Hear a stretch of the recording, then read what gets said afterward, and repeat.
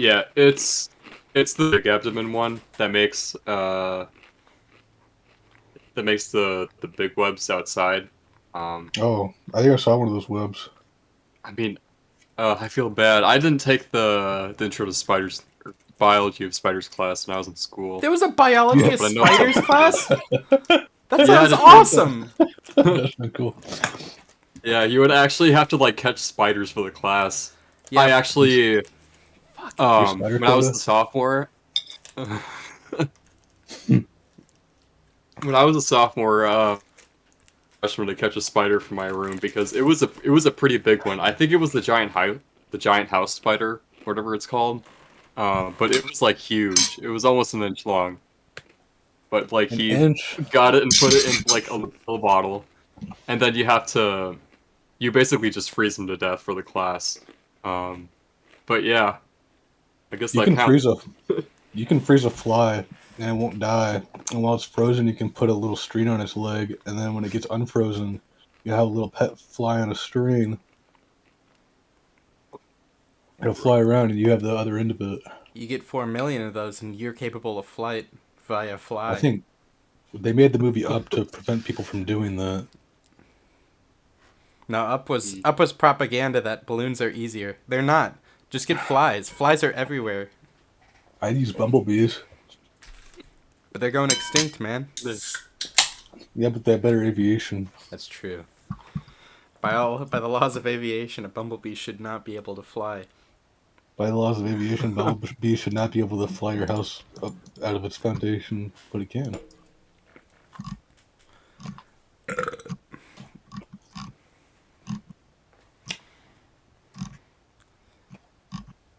Hey man, I haven't seen you all day. Where you been? Yeah, I just got back from spider biology. Oh, What? are you Oh, okay? spider bio? Yeah. Spider. I just got done with spider physics today. Yeah, I just finished. We just went over spider gravity. String theory. Yeah, spider string theory. It's a different kind of string theory, but Yeah, we learned about Schrodinger's spider. it's completely different from the cat. It is. It's very different. A spider sat down beside her, eating her curds and whey. Have you ever had spider cider? No. No, I haven't. That's no.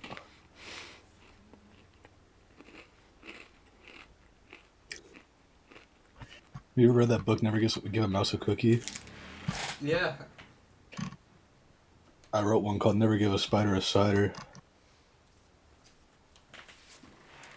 Isn't the if you give a mouse a cookie, a book about anti-welfare? It's Marxian. It's anti-Marxian. Marx believed in sparks. That's also true.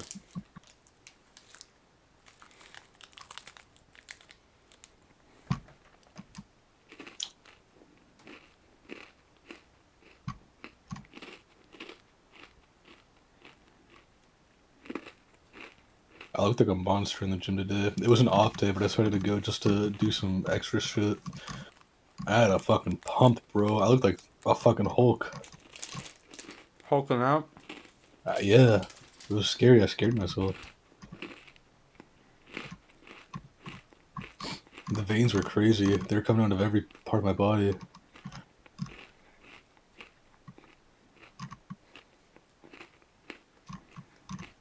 I need to lose some more belly fat.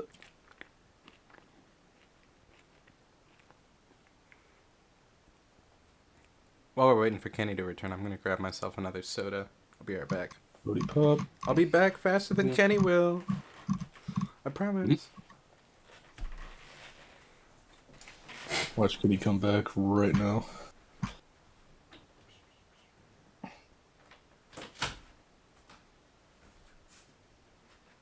Whoa, whoa, whoa. There he is. Baby. Need to know, need to know. Logan just left. Oh, nice. And he said Yeah, he'd I be was back. You'd be back. He was wrong. he was very wrong. Well, I said I was going to the bathroom, and then I did, and then I beat my meat twice and grabbed water, and then beat my meat again. So Wow, that's impressive. 3 times in like 8 minutes. I say that's Pretty impressive. fine. Yeah, the first two were in like 40 seconds. Damn it! Wow. He beat me back. Alrighty. I see Kenny's back. Hello. Alright, I've been over all of you guys' individual mechanic updates.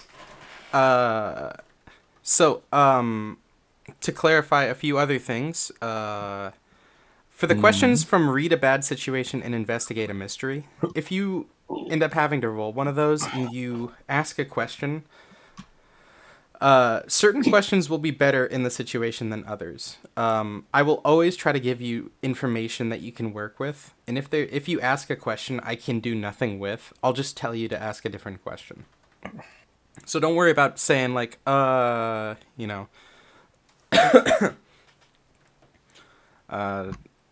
where's my revised? If you ask like, what's my best? Are there any dangers we haven't noticed? And I know that there are no dangers around. I'll tell you like, you should ask a different question.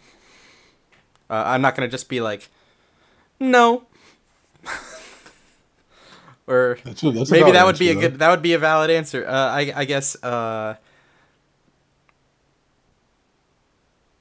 I feel like that's a very helpful answer, actually. I'm having a rough.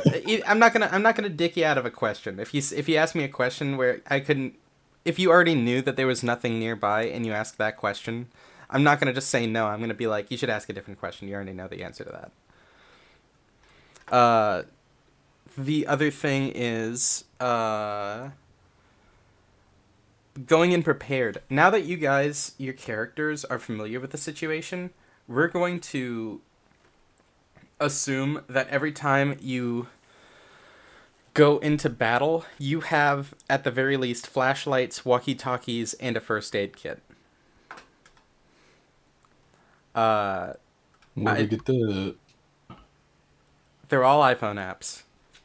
the first aid kit's an iPhone app? Yeah. Oh, Yeah. I like it.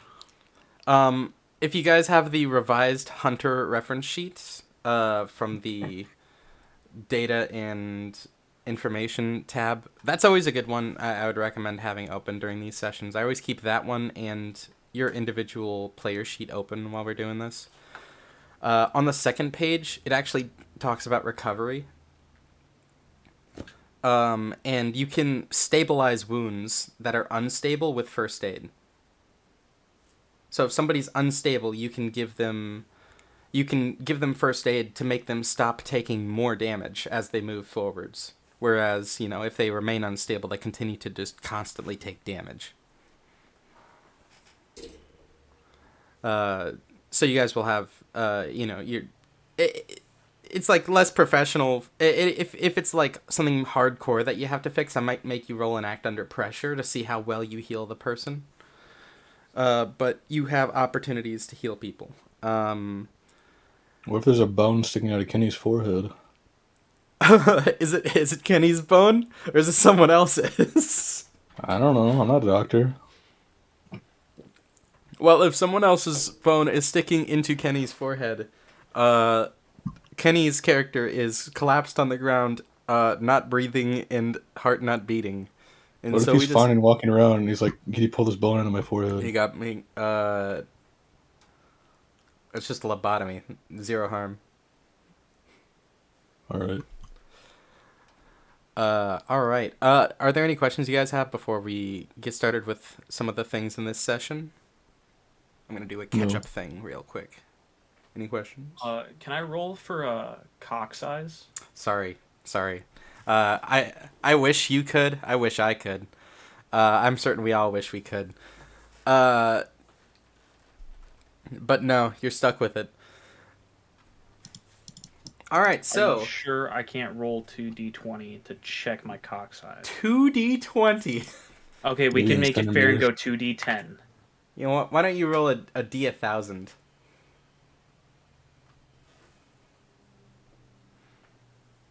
One D1000. Mm-hmm. Is D1000 a real die? Oh, please roll up to D100. Okay, I didn't know Dice Bane said that.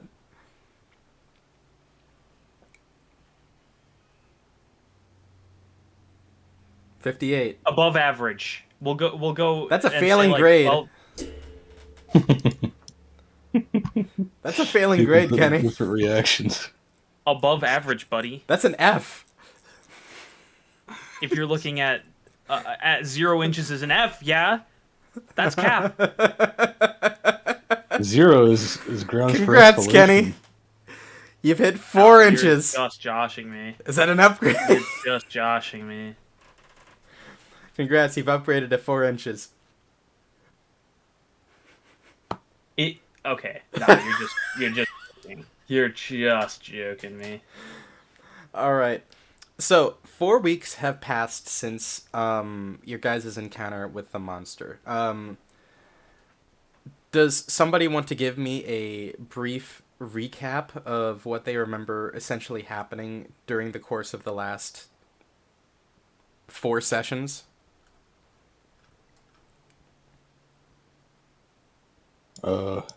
I could give a quickie rundown. Give me a quickie rundown. Okay. Well, we're just 3 bros. 2 bros in it. I don't know, she's a bro. Chilling in a small Alaskan town up on the coast. And miraculously coming together inconspicuously completely by fate, it almost seems, coming together and finding each other in a tough time.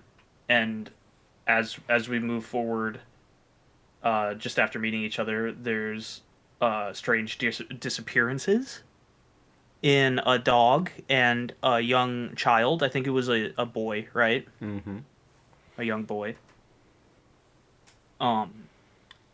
And in our efforts to help, we stumble across 2 dog-like beasts out in the Alaskan tundra. And we managed to kill one and get pretty severely injured. Move on towards we did end up saving that child, but then in the process we got injured, myself and Corey. So we go and take some time in the hospital, heal up, where we meet a doctor who is keen to what's happening with us, and gives us some bright information. And we also meet a police officer who is not all what he seems, apparently. After we get out of the hospital, we reconvene and go talk to the group that's affiliated with Dr. Judy, who helped us in the hospital, and they inform us that what's happening to us has happened before, even if not on the same scale. It has happened, and that they're willing to give us information and help us in any way. And while that's happening, Corey's mother gets child snatched, but for adults, by these monsters, it seems. So we go and find Corey's mother with some of the members of the Flatters, who are the group that's affiliated with Dr. Judy and Shrimp Bitley and what's the last guy's name? Vanilla Bean Jean. Vanilla Bean Jean. What a fucking good name, bro. I'm certain you guys, out of character, love that character, but I love that each of you holds contempt for Vanilla Bean Jean in world. I want him to die. In game can suck on my I'll leave it there. But and then uh oh yeah, okay. So Vanilla Bean Gene takes us out in his hippie van to go search for this monster. We re-affiliate with Corey, and find out that Corey's mom has indeed been kidnapped by the same thing that we're hunting down. Our creature, our monster of the week, if you would. Then we take it on over to this large building, like a warehouse type building. It's quite dark in there, not a lot of light sources. And we are ambushed on our way in by a larger version of the dog-like creatures that we encountered in the Alaskan tundra. It was actually the same exact one that you did. Oh. It was the second Was one. it? Oh, it was it was just the second one. I had assumed it to be slightly larger because it was able to do some pretty significant damage to us, but that's fine. No harm, no foul. But it did open up an opportunity for Cornelius Androvich Butt's caretaker, Evelyn, to be snagged by these creatures in our confusion after our battle. Oh, I see what you were talking about. Upstairs, you guys had a fight, if you remember first. Correct. That was the Yeah. regular sized dog. Where you Oh, fucking okay. did a pivot turn and then shoved your gun in its mouth and blew its brains out. Yeah. You were right in saying that the second one was much bigger and much scarier. The thing down below was the monster of the week. The thing that was stalking you in the upstairs area before you descended the ladder was just the other dog. Okay, well that's just a misremembering by my part. I thought inside of the warehouse there was a slightly larger version and then the monster of the week. Ah, gotcha. But that's just a misremembrance by me. Okay, then after that we trek around the building. We find our way downstairs to where we split up. And this is where Evelyn actually gets yoinked, if I'm not mistaken. Right? Yeah, go down. You guys go downstairs. Or I guess, had you? Let me try to remember where you are. We'd split off. Y'all split off. We split up from each other, and Neil me and Evelyn Corey went one Neil way. and Evelyn went with each other. They and found then- some information, and we found the beast's lair. It seemed like, possibly. You guys had found like essentially the exit, Oh, and okay. they were heading towards the beast's lair. Okay, And actually, actively in that moment, they were being stalked by the beast until you decided to fire your gun at the window. To the Which did not even break the window. No, it did. mistaken. You guys tried to punch it with your fists, and then with my brass inevitably, knuckles. and then you just were like, Yeah. "Fuck it, I'm gonna just shoot my gun at it." I'm like, "Well, yeah, that'd break it." So what you guys had that'd found, break it there. what you guys had found was the exit, an easier accessible exit. And Sam and Evelyn were heading towards the actual lair. You guys had a confrontation in there. Sam realized that it's weak to sunlight and sees that the window in this like offset room that's like a security office that can watch the outside and watch the inside simultaneously. The outside was blocked off, and so he shattered the window so that the outside wasn't blocked off, and light came pouring in and hurt the thing. Evelyn got snatched while all of you were trying to get out of the room and escape the place. And that's when you Yeah. guys went back in gung-ho, beat the shit out of the monster. Neil and Corey did a lot of damage to the monster. You did a lot of damage to Evelyn. Yeah, I did fuck her up, didn't I? You shot her in the kidney. Yeah, I straight up Yeah. blew her apart, bro. Y'all found an orb. Yeah, we did find an orb. That I have lovingly... I found a good orb meme today. I'll send it. Oh, please. Which I have... And the name is not indicative of what it is, but I have dubbed the orb a bud. Oh, interesting.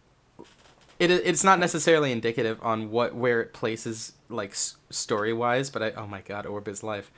Uh, Like he's always from the Wizards. yeah, but it's Yeah. along the same route as like Bloom Dog, Bloom Walker. I'm like, hey, a bud. That's like small sphere. Maybe that's a good name for it. And then y'all headed home, and you're like, we killed it. It's dead. You did not get any fucking standing ovation from anyone other than the people in the know. So, 4 weeks have passed since the pure chaos of that weekend occurred. We're now like mid to late September, as we are now, interestingly enough. And there are questions that I sent you guys in general in your secret chat, and I told you to think about because I was going to ask you them in session. And so I'll start off with you, Corey Blake. Arguably, your mother was incapacitated for a majority of her encounter with the beast. So if you wanted to, you could say that, like, for the most part, you and the group gaslit her with another, like, explanation. Or you can say that she was aware of what happened. And I want to know, what do you think is a good... what do you visualize happened in this situation? Do you think she knows what happened to her or not? Yeah. How did that go in the following conversations? Where does she sit with you in that whole situation? I told her there's monsters. And she gets, you know what? Let's play it out a little bit. So she remembers. Let's say this is like a week or so after she's like back home, and she decides to sit down and talk with you, and she's. You just say there's monsters. What? And you've just been fighting these monsters? Yeah, I didn't wanna. I had to though. I got sucked in by a hippie in a car. And I don't like them. If there's one thing you should be worried about, Mom, it's the hippies. Not the monsters? Nah, they're all right. We've killed them all up to now. I haven't killed a hippie yet, though. Will you? I mean, if I get the chance. All right.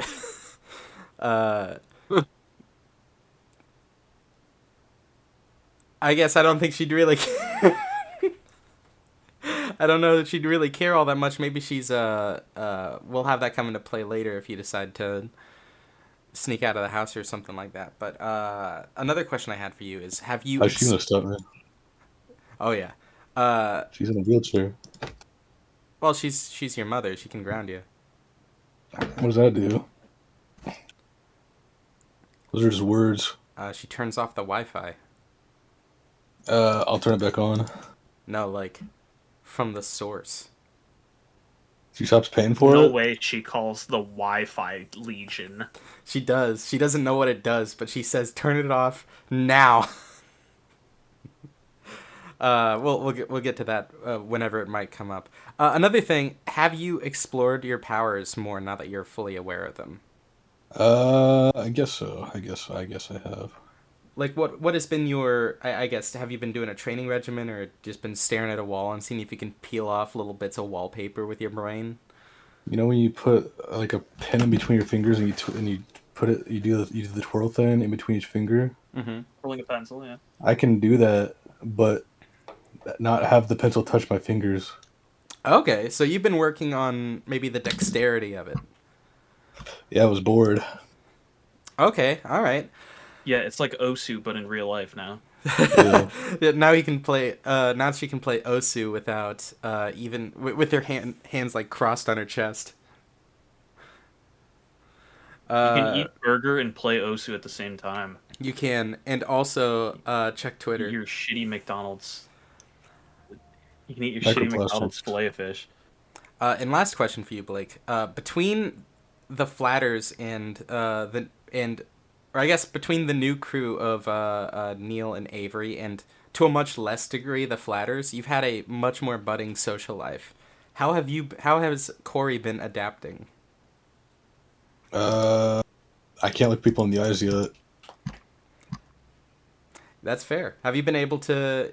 You've been probably able to get out of the house a little bit more than expected, though, right? Uh, I'll say hi if I go to the grocery store instead of put my head down if I know them. That is a huge improvement. Yeah, Alrighty. So and I feel Kenny, good about it after. do you want to reveal what you got as your final upgrade, or do you just want that to stay hidden? That one I'll leave up to you. No, absolutely, I'll reveal it because I envision that throughout this break, people have made a visit to my house once or twice since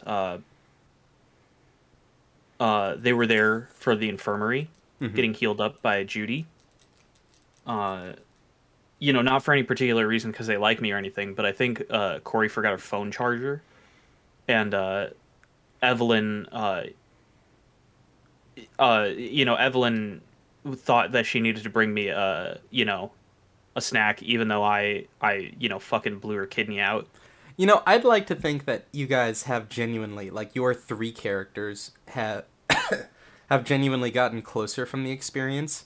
You Uh-huh. maybe have all not necessarily become close friends with the characters within the Flatters, but there's camaraderie between the three of you that you did not have before.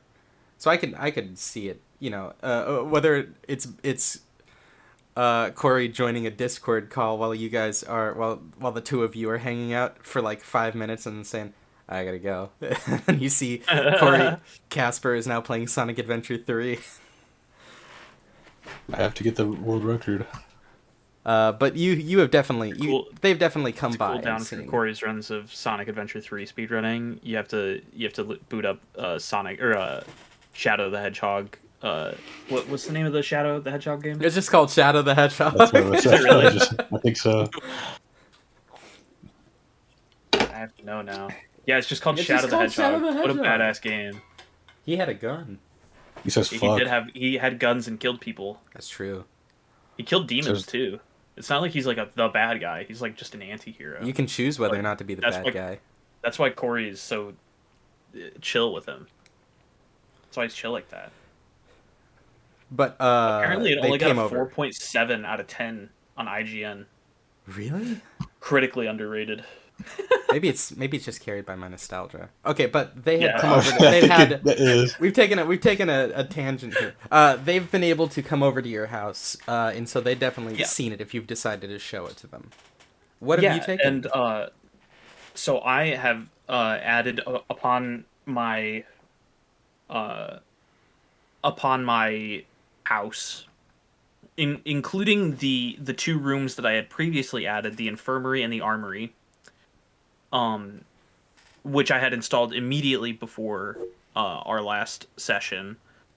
I took the time to call the contractor back and work with a few people from the Flatters who were able to give me some good advice on how to get this running. And then I also have a friend, like a distant cousin from my family, who was really good with working with like weird otherworldly types of materials, and he kind of led me down the path here.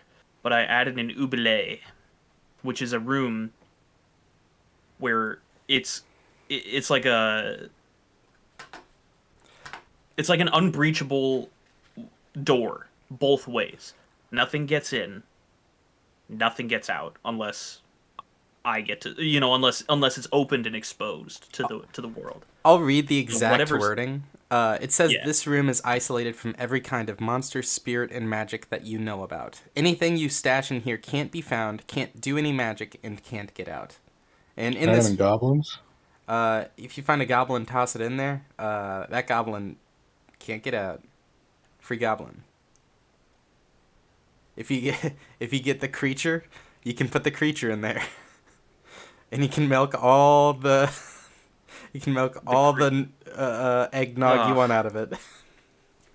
Jesus, I don't want to think about creature milk It's eggnog. from the creature though. It's creature nog. But yeah, so you took the oubliette, which is essentially trapped room. We'll go into some more of the details as it becomes relevant. Kenny, you know a little bit more about it than they do, but we don't need to go hyper into detail of the specifics.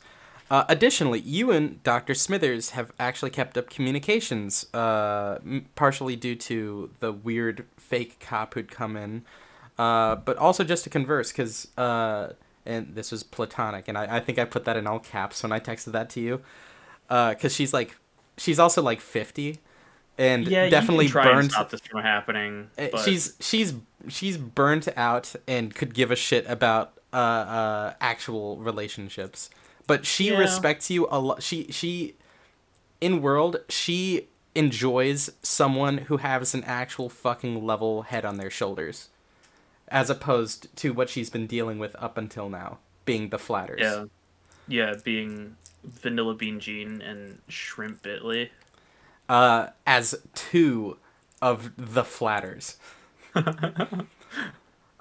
in mind, those being leading members. Yeah. Cornerstones of their organization. But how has that communication been going? What outside of just trying to figure things out, how have you and Dr. Smithers been getting around? No. Yeah, we go for coffee every morning. Every morning? Yeah. You need your daily cup. Your daily cuppa.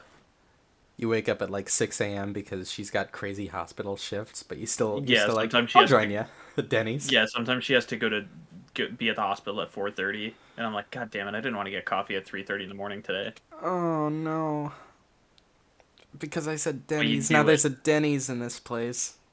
Oh no. You canonically added Denny's to our I universe? just added Denny's. God okay, and why does it fit so well? In my head, it works. They would go. The Alaskans would go. They would go. Right? Like, it would be the most popular restaurant in Derringer. It's where you take a girl to your second date. And additionally, not first date. It's too classy for that. This is another thing that I wanted to bring up that I had an interesting idea about. So when it came to where the flatters were, you remember, like, they had, like, a vague address that led to, like, a dirt path, and so this was off, the beaten path to find their, like, actual setup and operation. Your house is very similar to that, where you, like, do technically have an address and a mailbox and shit, but people who don't know where you live have a hard time finding you. Right? Yeah. You have been approached by Shrimp Bitley saying... essentially asking if you'd be willing to have the flatters just move to your location. Excuse me?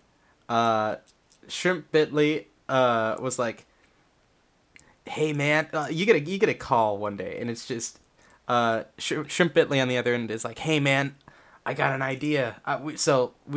He's obviously been to your house. He's like, "We've been over to your place.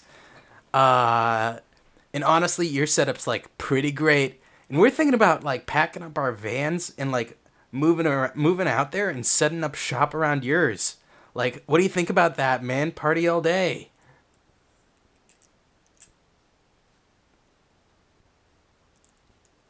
You know, as much as I like you guys, I think this is a little ambitious, but... give me an opportunity to talk to Judy about this and see what I can do here. All right, and it continues on with him just rambling on, and you trying to end the conversation and eventually just hanging up. Yeah, I wanted to catch you off guard with that one because I wasn't. It's sure. It's like meeting somebody at the supermarket like 3 times and then being like, "Damn, we would make great roommates. Can I move in?" That's essentially what they're asking. Yeah. Yeah. I wasn't gonna pigeonhole you in anywhere. I was like, I wanted to see what your reaction would have been to that. Also, what's been up with you know what? I'll save my last question for you for after my questions with Neil. Neil. Okay. Cornelius Andreevich Butts But, yep. Evelyn has talked to you about taking a step back from being your support. She support or not from being like a helper in the active monster hunting business, especially with her recent injury, because she's old and is not as apt to recover as you are from situations. But she supports you in your moving forward. How has your character been reacting to kind of your new, I should say, untethering? Tethering, what a word. Um, Taking it pretty well. Like he was actually kind of concerned about Evelyn as well, and so he is okay with Evelyn just kind of taking the back seat. But he basically said that if anything, Evelyn should at least be somewhat of an emergency contact just in case, just because she at least has some sort of connection with the group. I think that's about what I was imagining too. Another thing, how have you spent your last 4 weeks? Also, did you want to talk about your upgrade, or you can also choose to keep it hidden? If the specificity of your upgrade hidden, if you choose. I guess that should be my new question. My first question: do you want to keep the specificity of your upgrade hidden? Uh, I can talk about it. It's not. I don't think it's like anything like that special, but I think it kind of works for my character. It's the only reason why I got it. So So, am I good? oh yeah. You can reveal what you want to here. Go ahead. Um, so actually, maybe I will do a little. I won't like. I'll kind of give like a hint. Basically, within like the past 4 weeks, Can I ask you before you Neil's start? been Let yeah. me ask you a different question. How has your character changed in the last 4 weeks that might reflect this upgrade? Six Neil's pack? been like a lot more confident. A little sometimes a little bit irritated at times, like if it, like catches him out of like the corner of his eye, he'll like get surprised and try to see what's going on. Because Nora would just kind of like stare into space and not really give a crap about much. But now he kind of cares. He also um taking him more seriously in gym class, which is very weird for him because usually he's the last one picked for basketball. But now people are starting to like get him in like the middle of the team, or he's become like in dodgeball. Um, so yeah, I guess that's happened, and he's also been in anatomy, like in his biology class. All right. You've been Six pack? kind of letting your, I guess your letting your hair down personality wise, putting yours a little bit more willful in general than you were Yeah, prior to the situation. I think that's a good way of putting it. And I sent yeah. you an explanation for what your upgrade actually means mechanically. I'm wondering, did I explain it in a way that made sense? Um, yeah, it's weird because it wasn't what was on the sheet. But I think it makes sense. I mean, I had to look into it, what exactly it mean. Here, actually, do you want to hop in a separate chat real quick and discuss it? Sure. All right. Well, we'll be right back. Secrets. I pulled you in here. I can do that as the person in charge of these rooms. So with resilience, that's the one you took, right? Yeah. You heal faster than normal people, so whenever you heal, you get an extra healing off of it, like each time. So if everyone else is healing 2, you actually heal 3 from the situation, which is good, very Okay. good. And the other thing, anytime your harm gets, I guess I just read that. Additionally, the wounds count as 1 harm less for the purpose of my harm moves. I have a second sheet of things that happen when people get hurt. When Blake was hit by the big boy, I gave him a harm move of knocking out his character, making his character pass out. Even though it was just one harm. If your character was hit with that same move, your character would not pass out. But they'd still take the same amount of physical damage. Like, you guys would both take 1 damage, but you wouldn't pass out. It's like, you've got kind of like a Goku syndrome of like, I'm taking the damage, but I'm gonna keep doing it. Oh, I see. Okay. Where sometimes some attacks might make somebody drop an item, or become inhibited. Your character would not drop an item or become inhibited. You're like, it's almost kind of like the anime power of like, I'm hitting him, but he keeps getting back up, even though like the damage is sticking. Oh, okay. But you're still obviously Gotcha. taking as much damage. All right, I'll Okay, send this back. that makes more sense then. Yeah. Cool. And I'm back. his little son was like trying to step down off like the half onto the grass, and There we go. he like fell on his butt, and I caught him Oh, before nice. he like slammed his head into the ground. I was like, oh man, that's so funny. Saved his life. Yeah, All right. he owes me everything now. Yeah, that's true. Last question. What have you been doing with the orb, Kenny? So after it was thrown in my closet is the moment that I decided that I kind of wanted this oubliette, Mm-hmm. because I really like to have my closet back, and I don't know why, but the thing, the orb, it kind of stinks. You kept opening Does up your it? closet to grab a coat and just being like, oh, fuck it, this thing is still in here. Yeah, I wanted to grab my boots and my coat out of my closet, and I just couldn't because it was fucking so smelly.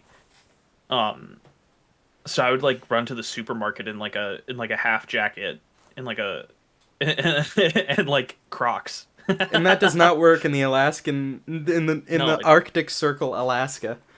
Yeah, it really does not. It does not bode well. But I couldn't deal with the stench either. So I called in and asked for this oubliette to be constructed. And since it was constructed, which I would give myself like about like a week and a half to 2 weeks to construct it, and it's been about 4 weeks since our last, or What's since the- we've moved on from our last session. What is an oubliette? Is that a word I don't know of, or are you just saying something strangely? We explained this. It's like the room that's separated from reality, pretty much. This room is Oh. isolated from every kind of monster, spirit, and magic that you know about. Anything you stash in there can't be found, can't do any magic, and can't get out. Is Have that a you- real word? Yeah, it's a real word. It's If actually you type it out, it does not get auto-corrected. So yes, it's a real word. I haven't heard that word. Kenny, since you've made the oubliette, has Blake walked inside? No. I haven't since the last time that Corey was here was while it was under construction.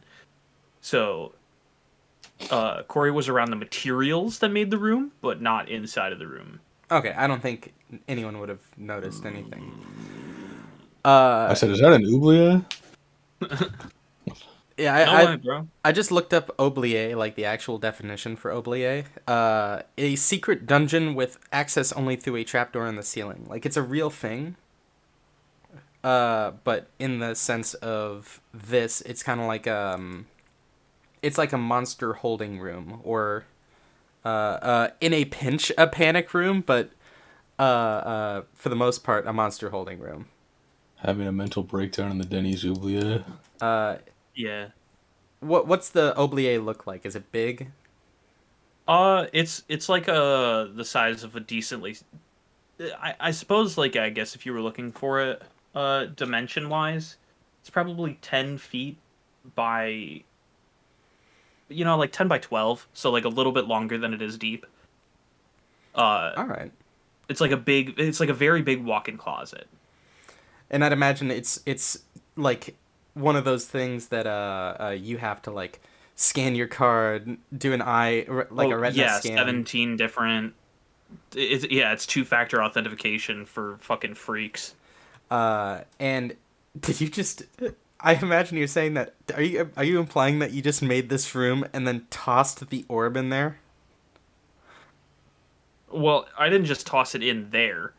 Like I built like shelves and shit. Oh, okay. So So I it's put it in like a glass container on a shelf. sitting on a shelf. Yeah, I suppose in this 10 by 12 room there's like a cabinetry like waist and below with a countertop on top of it.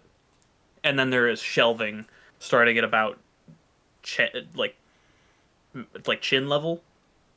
It's like 5.5 feet off the floor. And up on one of those shelving, or like one up on top of one of the shelves, I have a glass container with the orb in it. Alrighty. I think this is all I need to work with.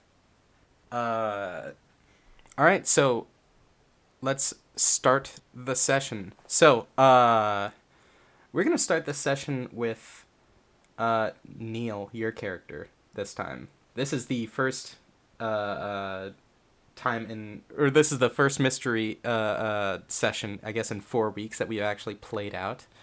And I think the last one we started with Blake. Okay. So, Neil, it is another Friday. Much like the beginning of the first session, I guess your character wouldn't know the direct parallel here, but you've just finished school for the day. And actually, school was let out a little bit early, and you're happy about that because there's a big reason why everyone's wanting to do this. And it gets revealed as your character walks towards one of the northern sections of Utqiagvik to meet Corey and Avery waiting outside of what is essentially a giant fucking festival. The fucking carnival. It's not the carnival, but it's like a fairgrounds type thing. And it's a big celebration by a big oil company. They are celebrating their creation of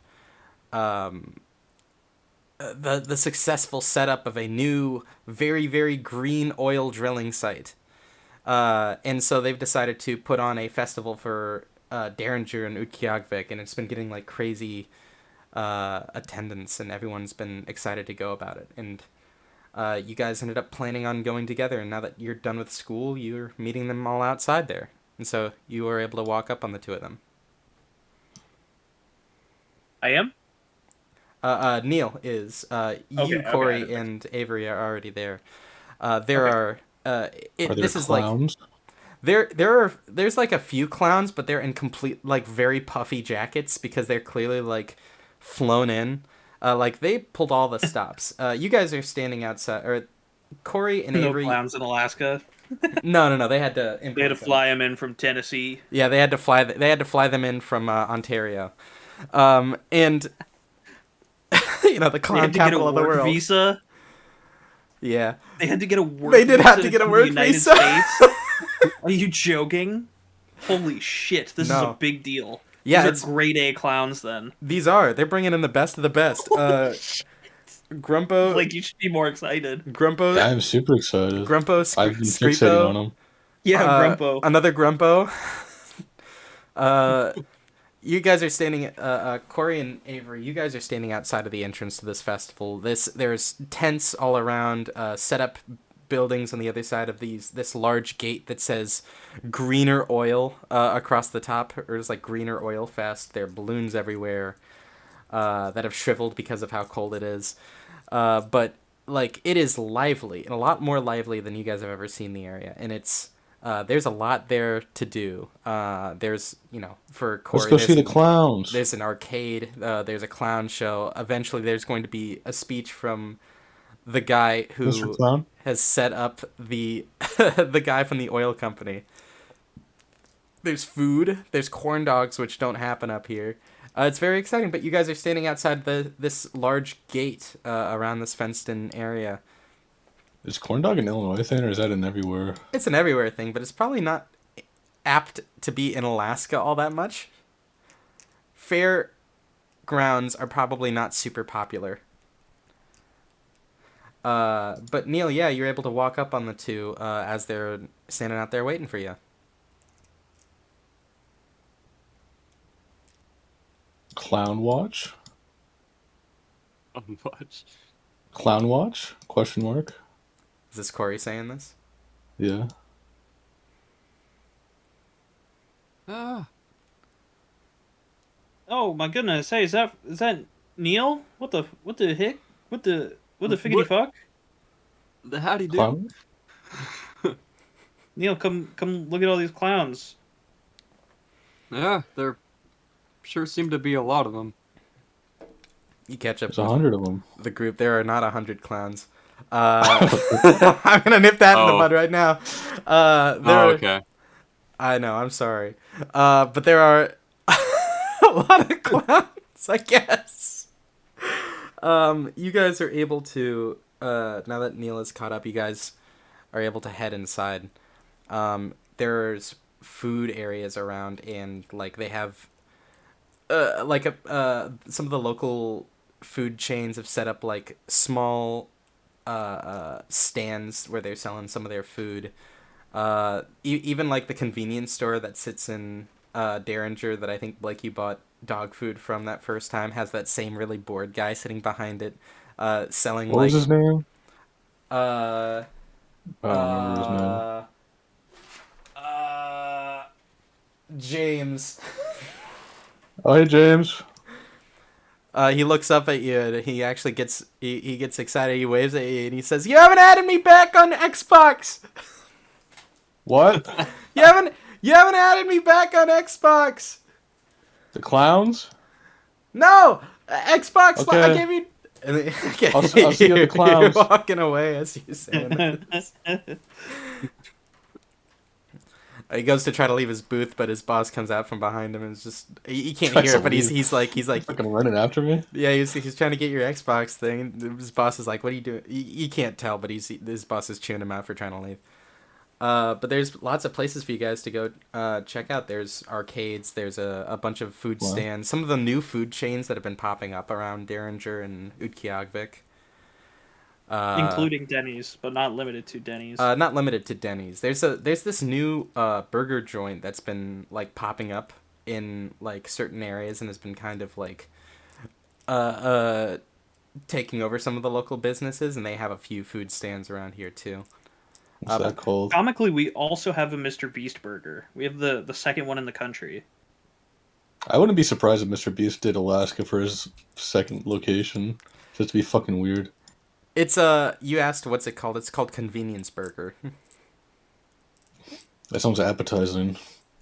It's convenient. I was about to say, it sounds very quick, and it sounds very cheap. None of you guys have really had it yet, but you've seen it a lot. And yeah, there's a lot of stuff to do. What's something you guys end up checking out? There's an arcade. There's some carnival games. I attempt to approach the clown. Yeah, there's a clown sitting on a bench on break, eating sorry. a corn dog. Are you a real clown? Yeah. Can What you- of it? Can you do a clown trick? All right, hold on. He puts his corn dog in one of his overly large pockets and reaches into another pocket and pulls out a condom and blows it into a balloon animal and shapes it into a giraffe. He pulls out a condom? Yeah, he does. He pulls a condom out and he Wait, blows it into I a would've really been long more balloon. impressed if he put the corn dog into the condom and then created the balloon animal. He actually does that. He puts the corn Yeah. dog into the condom and then makes a balloon animal, and it's a giraffe where the corn dog is sitting directly in the neck, and Yeah, he just holds it out to you. I don't want awkwardly that. confined in the neck. I don't want this. It's unlubed. That is very lubed. I can see it's dripping. All right, I'm This sorry. is I'm so sorry lubed. for lying. Are you lying to me? I have to say it. He says it's not Or- lubed. Kenny, you can tell it's lubed. That's not true. Are you lying to me? That's blatantly untrue. He's like, all right, and he proceeds to use his teeth to like rip open part of the neck and pulls the corn dog out and continues eating.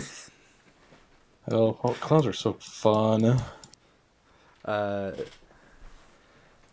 but yeah, as you guys are walking around, you actually see there's a lot of obvious scams. Toss a ring and hit like it landed. It's toss the ring onto the milk jugs, and if you can land it on a certain one, you can get some crazy prizes. And there's a few things like if you can beat this high score in Mario Kart. You can win some prizes over in the arcade. Like there's a big banner that says if you can win in Mario Kart, or beat like the record time that's been held, show You it get to a the front frozen desk. goldfish. You get a $19 Fortnite card actually. Oh, No way, we get to redeem a Fortnite Battle Pass card? Yeah, That should be looking like the Battle Pass. so nineteen do the dollar battle pass. $19 Fortnite card. Who wants it? It actually has that guy plastered next to it. You're concerned that that might be a brand. Uh, Fortnite Battle Pass. but yeah, this is Shitted not out a, my ass. this is not a mystery yet. This is you guys just going to the festival. Enjoying What's ourselves. Yeah, you're enjoying. Where you guys trying to go? What are you trying to see? I'm depressed that the clown tried to give me a condom. There are more clowns. I'm gonna go see more clown. All I'm gonna go right. talk to the good clowns. There's Clowns another that don't clown have- who's actually doing his job, and he's it's this brightly colored guy with an orange and red checker patterned shirt. White colored face with a big red nose, blue lips, and like a jester's hat that's equally red and yellow. And he's balancing on a big old beach ball, and he's juggling snowballs actually in front of a Snowballs. small crowd of people. And he sees like some people are walking up and they're like, putting like $1 in his thing or saying something to him, and he's laughing back. But right now, like he's not busy, and you guys approach, and he looks at your little group. He's like, "What do y'all want to see?" Clown trick, Mr. Clown. Well, all right. And Oh. he what Kenny? I was gonna ask. I was gonna make an addendum that whatever trick he does, it has to be while he's doing a backflip. As if a backflip was not enough, he has to do his clown trick. Are we gonna And a kill a backflip. clown? He's currently balancing on a beach ball. He's sweating bullets. juggling snowballs, and you're like, and it has to be while doing a backflip. Yeah. Oh, well, I'll try. He gets down die. from his beach ball, and he just Sure fucking will. does a standing backflip, and halfway through it, you didn't see it happen. None of you saw it. Even Avery, you didn't even see it. Being as observant as you are, but he just does a standing backflip, and when he lands, he has a pie in his hands. Whoa, Whoa. You don't know where the fuck he got that. that's a good clown trick. But in reality, it was another trick by the previous clown, the dildo balloon animal maker. Where was that one? Oh, He- the condom guy? Yeah. It's underneath his Oh. hat. He had a condom with a pie in it underneath his silly clown hat. If I see assume you one got- sexual object come from a clown. You I'm guys are leaving. comparing it in character. You guys are like, this is a lot better than the. You guys are mentioning corn some of dog. this stuff. Then the corn dog guy is like, "Oh, you mean Stinko?" He points to the Yeah. guy who's just lounging on a park bench eating his corn dog. Yeah, Stinko. Oh, I don't like that guy. What's his deal? I don't think he was hired for this. Should we tell somebody? I mean, he ain't hurting nobody. This is free Should we go to public. Security? Maybe we could do a citizen's arrest. He ain't hurting nobody. He hurt me. He touched me inappropriately. And he gets down from his beach while he's like, did did he actually cause problems here? No, I'm just joshing. Oh, okay. He gets back on his beach ball. He keeps doing it. He's like, well, thanks for here. He holds the pie out to you guys. What kind of pie is it? It's just a pie tin that's like full of whipped cream with a cherry on it. Is this real pie or is this cloud pie? It's one of the clown ones where like it's just full of whipped cream. It's Oh, literally that's just whipped cream. Is this for me, I say? Whoever wants it. I'll take it. Yeah, he gives you the pie, and as it leaves his hand, you can see there's a string attached to like one of his fingers below it. And as he moves it away, you can see him able to like pull on some mechanism, and like a little Jack in the Box pops up out of the pie and gives you a little fright. I get scared. Yeah, it gives you I don't know. Does it scare your character? I reactionarily punch it, and all the pie goes in the clown's face. He is I go, whoops. unfazed. It's like, well, that's fair. Part of the job description. Part of the job description. And he continues doing his thing as some other kids start walking up and starts doing his whole spiel for the kids. Yo, Avery, Corey, let's go see what's at the arcade. Bet. All right. Y'all head towards the arcade. It's got a shocking amount of things are in the arcade. Everything from like Pac-Man all the way up to those. Like you can tell that there's probably a Wii sitting inside of the machine, and it's just playing like a Wii ROM of like Mario Kart. And sure enough, there's one of them where it's got 3 machines. And it's the 3 of you guys all. It's 3 machines of Mario Kart, and above it says "Beat the record, win a prize."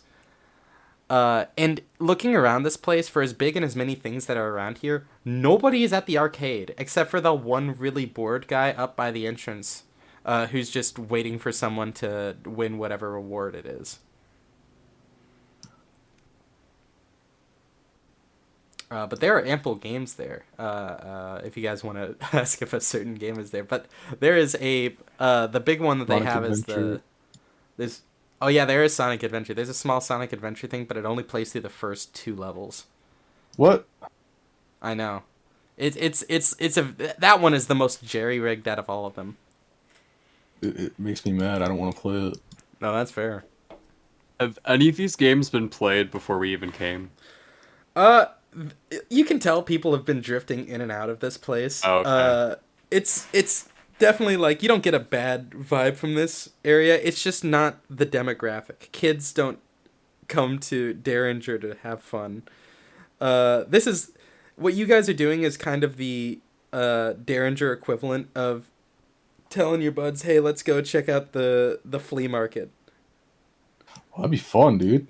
Like, yeah, we'd find that to be fun, partially because of the cool stuff we'd find there. But like, it's not something that kids fake are Yu-Gi-Oh like, "Yeah, cards. let's do that every day." I want to go to the fucking horrible lice-ridden flea market. But yeah, there's not some games. Clearly, some people have tried the Mario Kart game. Some people have tried. There are a few other smaller like beat the records when it comes to like Galaga or Pac-Man. There's another one for like old school games. there's a Donkey Kong Country game in there. It doesn't There's have anything attached to it. Dance. There's one singular Dance Dance Revolution. I say in the- Neil. and, You but wanna like go fucking Dance Revolution with me? I bet you I'll win. Alright, bet. Alright, let's see what moves you got. What songs are there? it is the most up to date Dance Dance Revolution. What song are you? You tell me what songs are on there. What is Love by Hadaway? Well, yeah, of course it's gonna have that. Well, we're playing it. You know what?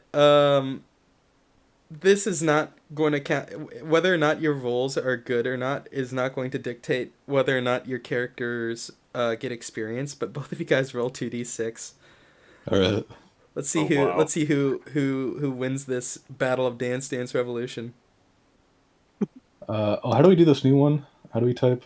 I think it's /roll, /roll. and then you can put the prompt of 2d6.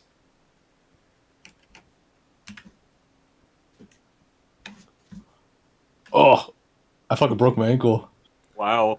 Well, we're seeing who's You is fucking better. got near perfect. Oh shit! Did you? Oh, yeah, I almost got a 12. Sam did. Yeah, you blow Corey out of the water with that. I said, but we knew I was Corey just was going bad at easy games. on you. No, I was just going easy on him. But Cordy, Neil's like surprised, like, this is my first time. Maybe I should get into this.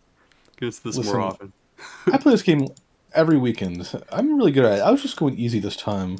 Do you guys play again? Do you try to Yeah. Corey? Yeah, same exact Yeah, thing might happens. as well. Might as well, yeah. This time, No re-rolling. don't really get. No, no. You get your ass handed to you again. What's the song though? It's It's What Is Love Again, but another version. What Is Love. It's another remix. Yeah, it's the one of the club remixes. The club remix Yeah. of What Is Love. Yeah, that's like slightly faster, like 7 minutes long. the Nightcore version. Yeah, Neil, for whatever reason, is able to get it perfect on that one. Jeez. Like it was on medium difficulty, which is what you were playing too, but like it's still impressive to get every single thing on that.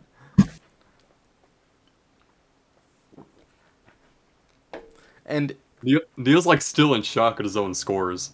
Avery, are you just watching this as it's going down?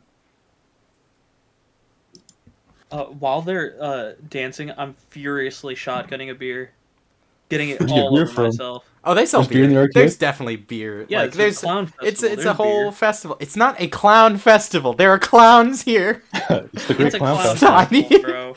I did not Huge- write it's the largest clowns. clown festival in I North need America. you to understand. I did not write clowns into this narrative. Is I'm ad-libbing clowns. Is this or is this not the second largest meeting of clowns in North America? This is the second largest meeting of clowns in North America. I've already This is collected. a clown festival. Yeah, I've already collected 6 clown business cards. Yeah, you have collected a lot of clown business cards. It's fucking pining for the business cards. But yeah, Blake, you're Kenny, you're unwinding watching these guys game out. And as you lose this second one, does your character actually get mad when she loses, or is she just like, ugh? Okay. I'm just toxic and act like I wasn't trying. You But lose I was and trying. you're like, Secretly. yeah, I wasn't trying, but you're having a good time. You're hanging with Beginner's people. luck. You're booling. You're chilling. Blake, give me a 2d6 plus weird. Give me a magic roll. What's my weird? I have +2 weird. Yeah, so 2d6 plus 2. Wait, /roll. 2d6 +2. 9. 9. So you finish the second game and you're having a good time and laughing with these guys, and a familiar experience comes over you. It's never happened while you were awake, and so you have a hard time pinning it down, but it feels intense, almost like a rush of information into your brain. And Like not the Matrix. knowing where to put it, not being in this dream state like you normally are, kind of a wave of energy comes out from you. And nobody really notices it, but Neil and Avery, who at this point you guys are kind of familiar with Corey and her abilities, you see this and you know what, like, you don't know what this is, but you know this is something power related. And Gotta use the bathroom. the Dance Dance Revolution machines, both of them, and actually a lot of the machines near to you guys, shut off entirely. Did I do that? With the exception of the machine directly in front of you, Blake. It has a loading bar on it now. And you can feel to describe how your character feels, it feels like there's like your head is swollen with information, and Oh no. as this continues, it feels like air is leaking out of the balloon, and like this pressure is slowly going away as you're experiencing what you do here. Neil Put that and clown. Putting Avery, that pie. you guys are also able to see what is going on this screen, which is not something that you've seen from Corey. After this loading goes away, maybe it's because of your experience as a gamer that it's organized this way, but it looks like the HUD out of maybe Skyrim or something. Fallout. Fallout or something like that. That's a good apt descriptor, like the HUD of Fallout, and you're looking through the first person perspective of something in the sky. This something doesn't seem very large. It actually, and it is accompanied by another thing to its right, and you get a glimpse of it, and it looks like a jellyfish. This is all happening at night. And you can see this quest bar on the left side that says return / protect. With like a quest arrow pointed straight forwards in the direction that they're flying. As this is happening, you get like this loading bar again. Am I in the game? I'm getting confused. Am I in the game or I'm looking at a screen? You're looking at the screen. The way I'll describe it to you is instead of you getting a vision in your head, you've exported your vision onto the screen. So I'm playing a game? You're not playing it, you're watching this game happen. Oh, But this is how your brain is organizing this information. alrighty. And after this loading bar, you can see essentially you're in now a dark room. You can't tell, maybe it looks like some form of storage space. Maybe like a closet or a freezer or something somewhere. It's hard to tell, but there's this large fleshy growth on the wall that says, and it says like Ooh. delivery received. And as this growth looks down at what appears to be a small sphere on the ground, it touches it briefly, and you see it update with return. And Fuck. as your creature gets like a new quest on the side of the screen, you can see a human, a person walk into the room. A clown? It's not a clown. It's Oh. You can't tell much about them except the fact that they are Not a clown. they're in some form of sort of uniform, and they are completely emotionless. This blob reaches up a tentacle and manifests something in it, and this person grabs it and then says, "By your command," and then walks out of the room. And as your screen begins to fade, you can see this person walk into another room and hear the helpless cries of someone before these cries turn silent. And then at this point, it feels like the balloon, this pressure in your head has completely subsided, and all of the nearby machines turn back on. Neil Whoa. and Avery, you guys saw this too. I say that was a crazy cutscene. Was there anybody else who was watching? No, actually, nobody, because this place was pretty empty and the employee was bored as shit. Nobody was really paying attention to this. This was all happening kind of in the back of the arcade.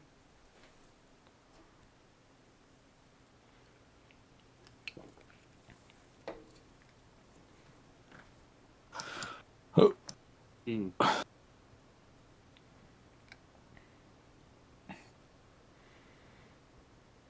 Do you guys have a response to seeing this situation? I don't think you guys haven't experienced it before.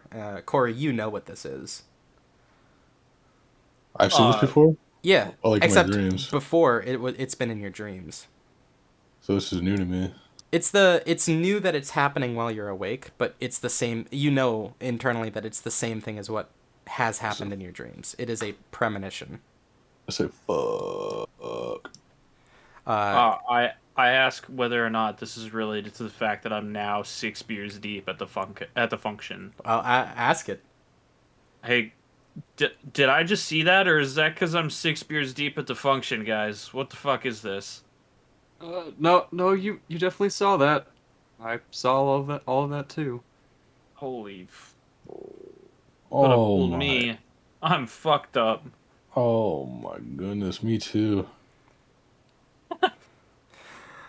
As you guys are That's all conferring fucked about that, there's a voice over the intercom that announces the speech will be happening in 5 minutes. Clown speech, The clown speech guys. We should go see the clown speech, guys. at the clown convention. Wait, Corey, what just happened? What just happened? They just announced a clown speech. It, Maybe we can I talk mean, about this when we get home when I'm not fucked up. I think my character would just assume that. I guess. I don't know how my character would talk about the. I mean, you Corey. know, especially from experience now, that that's a prediction of what is yet to come. Guys, there is something coming. Also, There's a man- mechanically, if you stop the bad thing that is yet to happen, you get an experience. Oh. So if we don't go to the clown convention debate, nothing bad will happen. I don't think those two are related. Guys, we need to see this clown debate. I'm all in. I just need 6 more beers before it starts. Dude, having 6 beers before a clown debate would be the fucking best day of my life. Right? Not gonna lie. I just keep on thinking about drinking beers at the clown function. Kenny, I'd like to think that your character during this entire interaction has had like Rambo type movies or those like hardcore military movies where they have like the straps that go like across their chest that have bullets in them. Like you just have like 2 of those strapped across your chest, but they're like full of beers that you've just been pulling out of. Yeah. You just Wow. I got the munition straps on. the munition straps, for the bruise. the Millernitions straps. Oh my god. For my So are we- Budweiser bullets. Yes. But yeah, I guess Are we reserving seats God. for the beer? I mean, for the clown debate? yeah. I guess. I guess Neil, you gotta pocket your questions for the time being.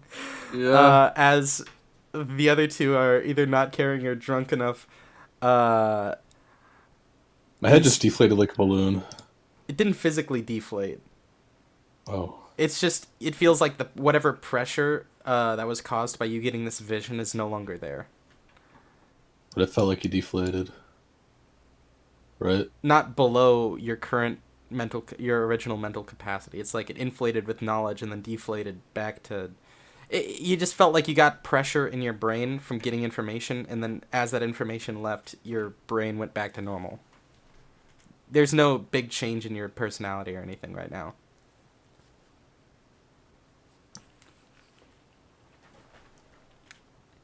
I see. But Kenny is fucked up. I'm fucked up. So I started shotgunning at like 2 p.m. It's now 5:30 and I'm 12 and a half beers deep. every time you say it, it's a bigger number. Shotgunning beers in the corner while we're playing Dance Dance Revolution. But I guess, are you guys going to check out what you call the clown? The great clown debate. The clown announcement. The clown announcement. Yeah, I guess you guys start heading out there. Kenny or Avery stumbling behind you.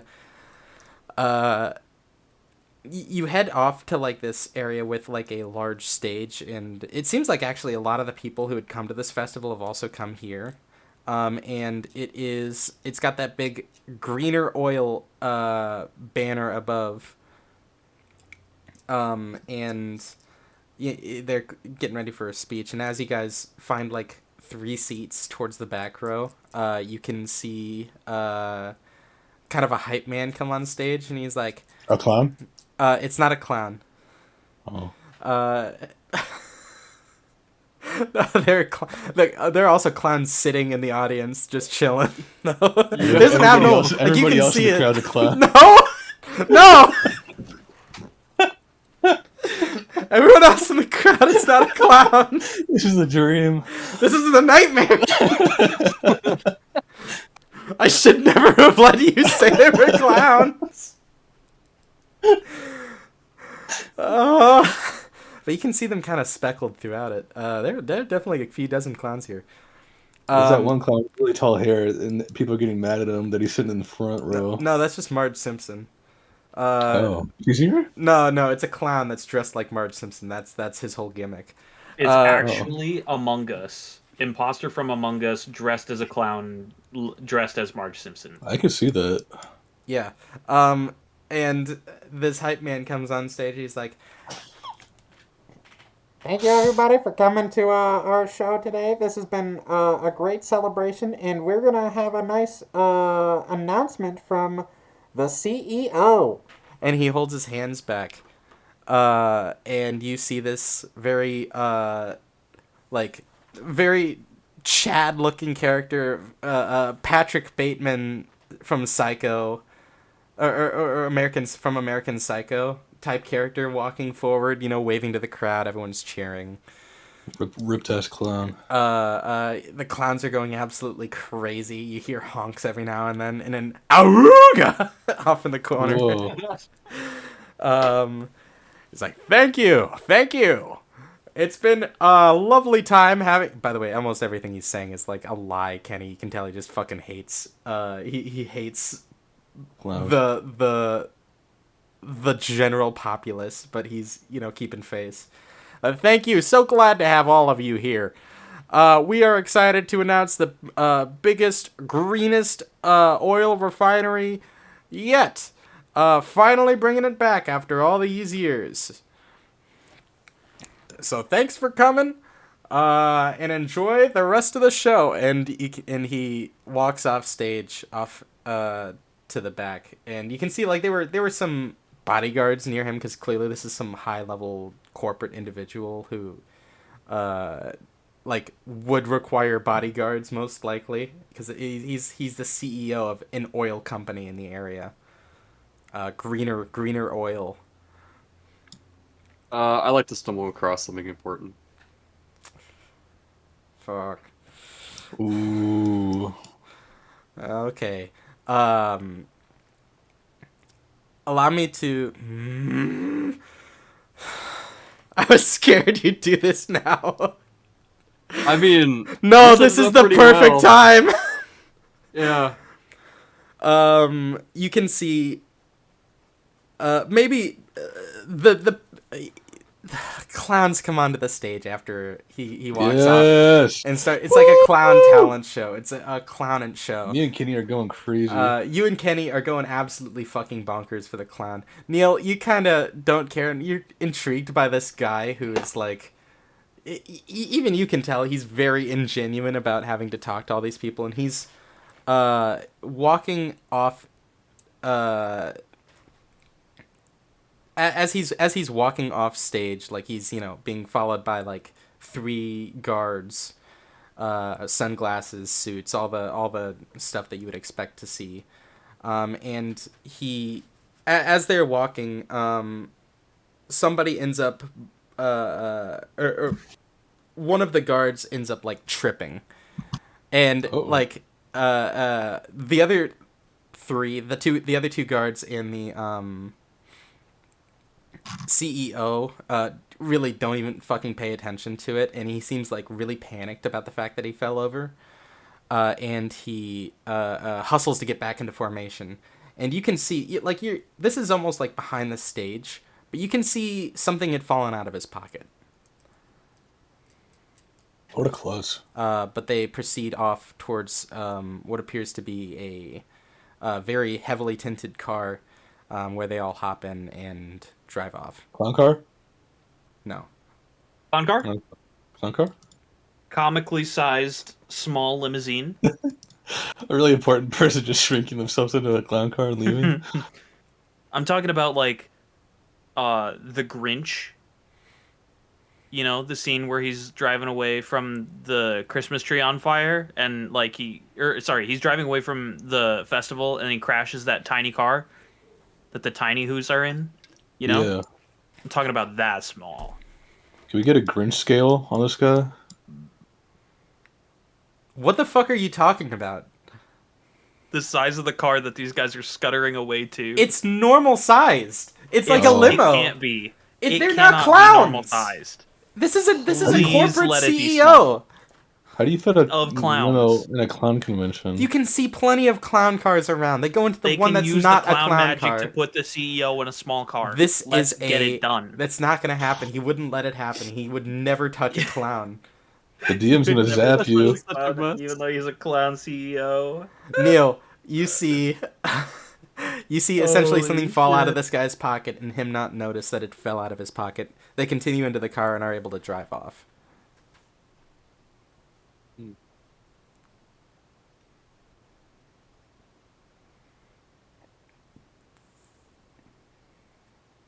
I turned to Neil and say, Neil, what are you so deep in thought about? Did you see something, homie?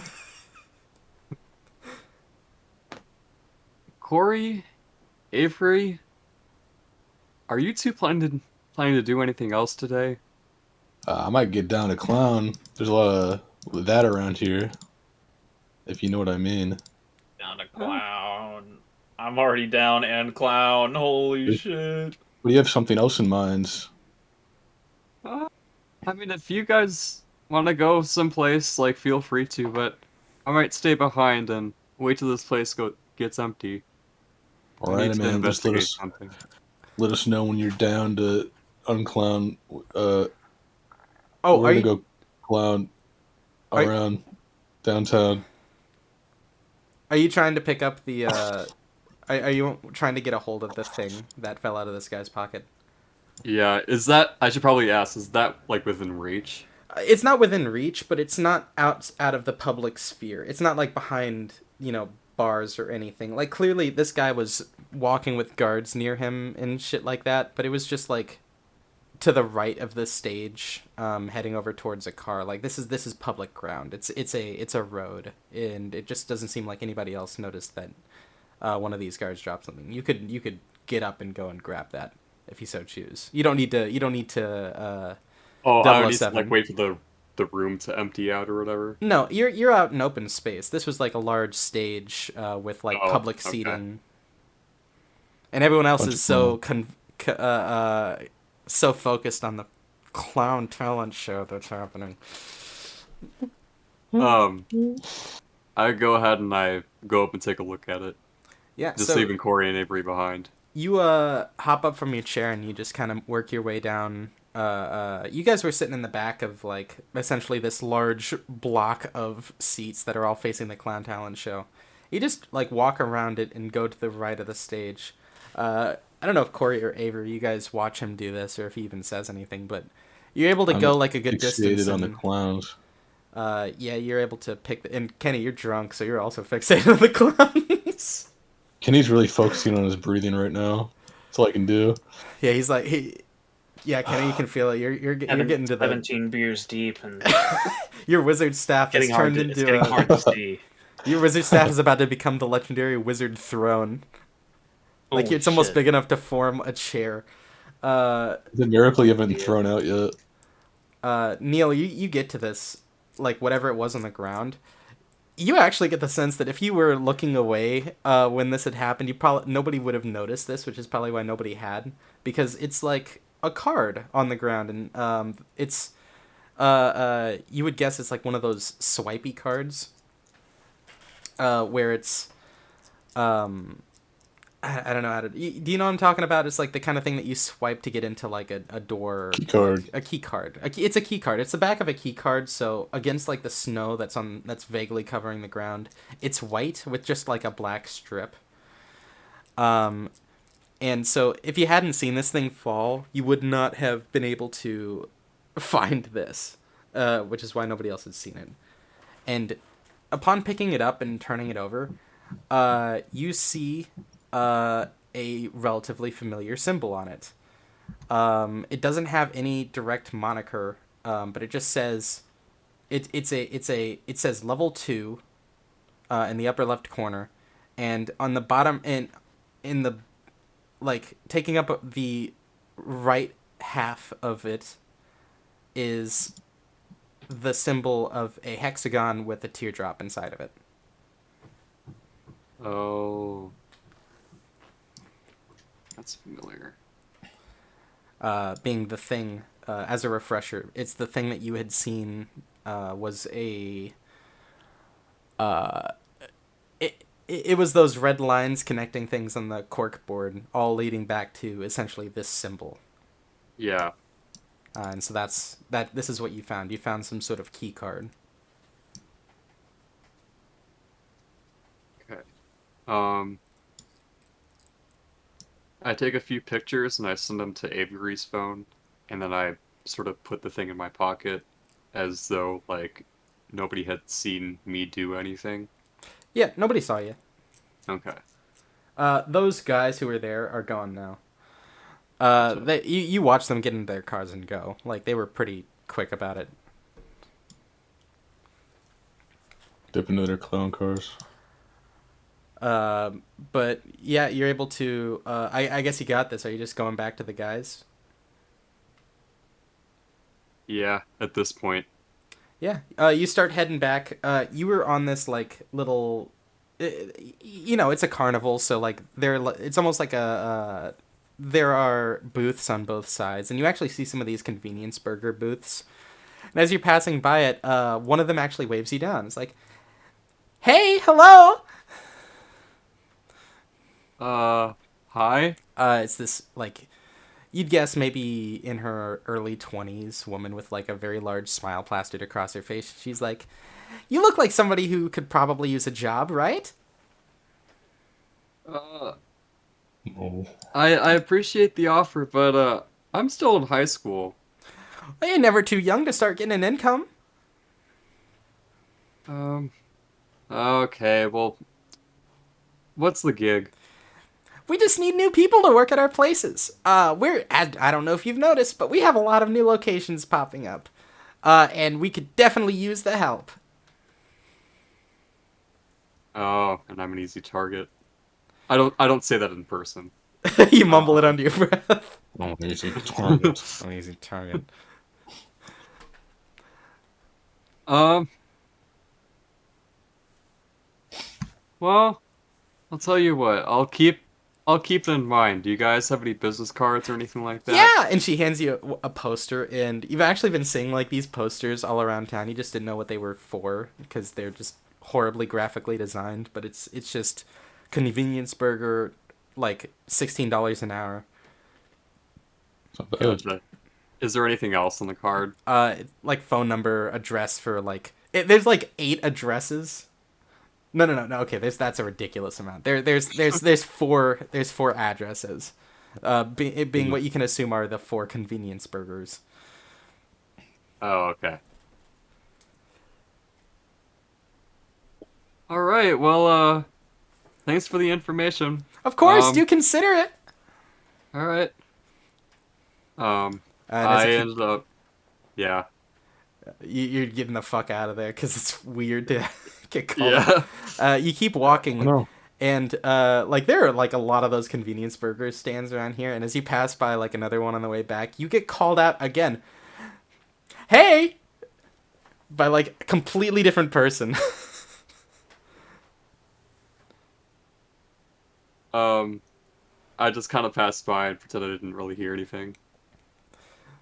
They actually as you're going, they're still yelling hey at you, but I assume you're just ignoring it. Yeah. All right. You guys continue to, or you head back, and you're able to join the guys as the great clown finale is going on. All the finale. clowns are standing. There are 7 clowns standing directly on top of each other, and they're all about to jump. To their doom? No, like imagine 7 clowns standing one on top of the other, and all of them Yeah. have just bent their knees. Like they're about to, something's about to happen. Are they about to go really high? You have no idea what's about to happen. You're enthralled. They go to jump, and the top guy goes up a little bit, and the guy, like all the way down on the ground, just kind of falls over, and the whole thing collapses. How many clowns are left with the widow? They all live, but they look Oh. like that was not supposed to have happened. But they get up and bow. I'm slightly disappointed that everyone lived. Avery, are you just schlonked out right now? Bro, I am seeing in between this reality and the next. There is nothing you can ask me about right now that I can answer for you. You have developed psychic powers in this moment. From the Yeah, I'm pure- currently talking to the orb that's stashed away in my Yes. oubliette at home, miles away. But yeah, you guys are. I guess this whole clown festival. It doesn't end, but this is the end of like the big stage show. So people are going back and going to various other areas that they were chilling at beforehand. Some of the clowns kind of returned to their posts, and it's like it's hitting. I don't know, like right before dusk. Like it was, 4 or 5 o'clock when you guys had just gotten there, but it's been a hot second. You guys have been chilling, fucking with clowns, watching clowns. Are there any armed clowns? There is one clown that's juggling a chainsaw. I guess it is armed. But he left it off, and every time he gets like he's not able to juggle it. Like he keeps trying to, and every time it like goes to like every time he needs to catch it, he pulls his hand away and it just falls onto the ground, and you can see he's really frustrated. I'm gonna heckle the shit out of that one. You know what? I'm gonna heckle the shit out of him. All right, heckle him. You're a pussy. He looks up. Why would you say that to me? I'm sorry, I didn't think you'd hear me. Oh, this is embarrassing. I'm trying. I didn't mean it.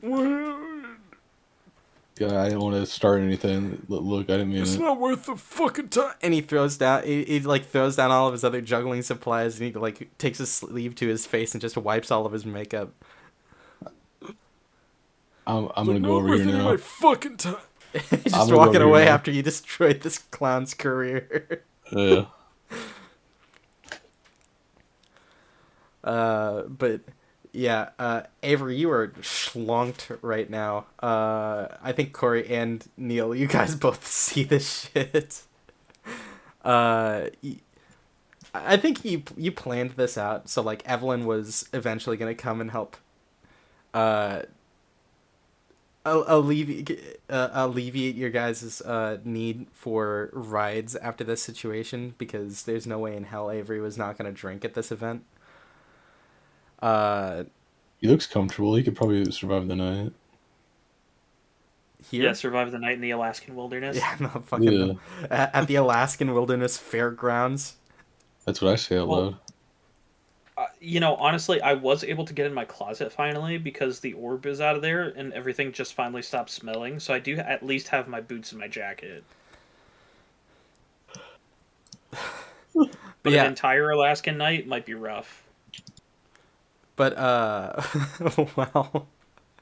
while you're contemplating this about whether or not it's worth telling Evelyn to actually also pick up Avery, you looks comfy. guys hear an unfamiliar, and Neil, you hear a familiar "Hey!" from a booth somewhere nearby. It is not either of the booths you've already seen. It's literally just another booth with another person at it.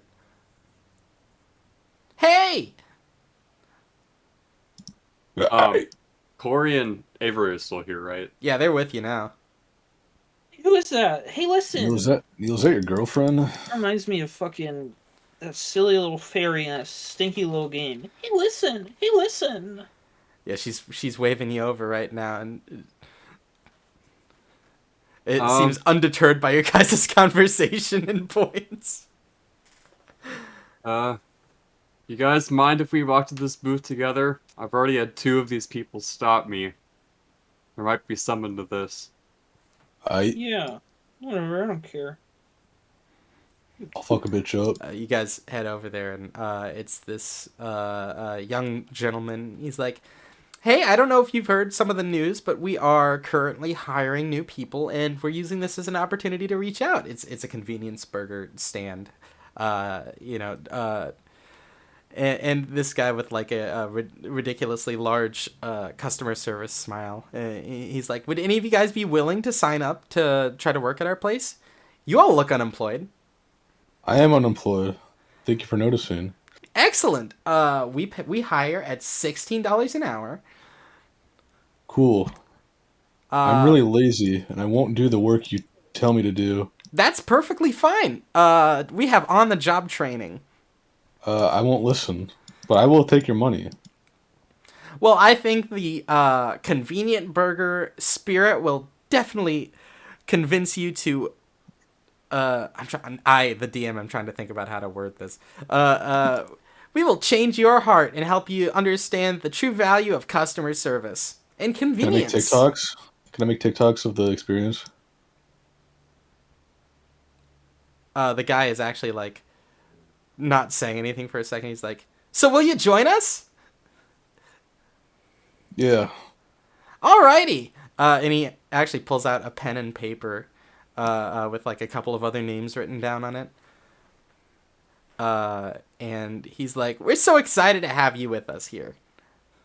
Right. Go ahead and write down some of your information. And he hands you like the same poster that Neil got. I have to write on this poster. No, he gives you like essentially a sign-up sheet of like phone number, email, name, stuff like that. And he also turns to you, Avery. He's like, how about you?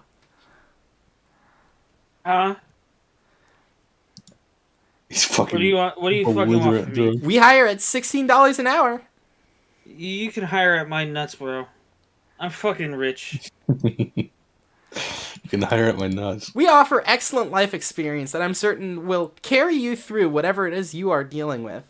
I regret that. You can carry my nuts across the finish line when I finish this fucking wizard's tower, wizard's throne. I'm gonna fucking stop talking to me, bro. I'm tired. He's gonna drink on the job. And he's you're saying all this stuff, and he's just kind of staring at you. Still, big customer service smile. And Can I roll to have him put me on the payroll and never have to come in ever? No, there's no roll for that. There's no manipulation roll like that, really? That's not. That would sure that would be an on the spot manipulation roll, and we're not on that spot. Can't we make it work? He's a wagey trying to pull people in. Yeah, he's not the boss. He can get fucked by my silly little manipulation roll. But your manipulation, I'm telling you, this is not a manipulation roll moment. He's still apt for like you finish your. Well, okay, here. This is because this was what was going to happen. It's not like anyways. I need the money. I just want this guy to eat shit. You say all the stuff about like employ this dick and balls, I'm rich, whatever it is he said. And like you say that feces. And like there's like a beat of silence before he's like, so are you going to consider it? Can I roll to kick some ass? I would not. Oh gosh. Oh my god. Fight. Dude, I could have what's that condition called? Drunken brawler. Oh. I'm God's drunkest driver. Can I please why do you drive over God, why do you give me your most hittable Most hittable pedestrians. God, why do you give your most hittable pedestrians to your drunkest drivers? But Not Uh, lively speed bumps. are you just taking a drunken I swing really at this don't guy? give I mean, maybe. I think it'd be funny. You don't need to take a drunken. You don't need to roll to take a Okay. drunken swing at Can this guy. I'm just gonna throw a fucking snowball at him, but it's a little bit icy, you know, because we're like out and about, and the snow There's and a, he that's wraps been a full beer around his can. backpack. You put a beer can into the snowball.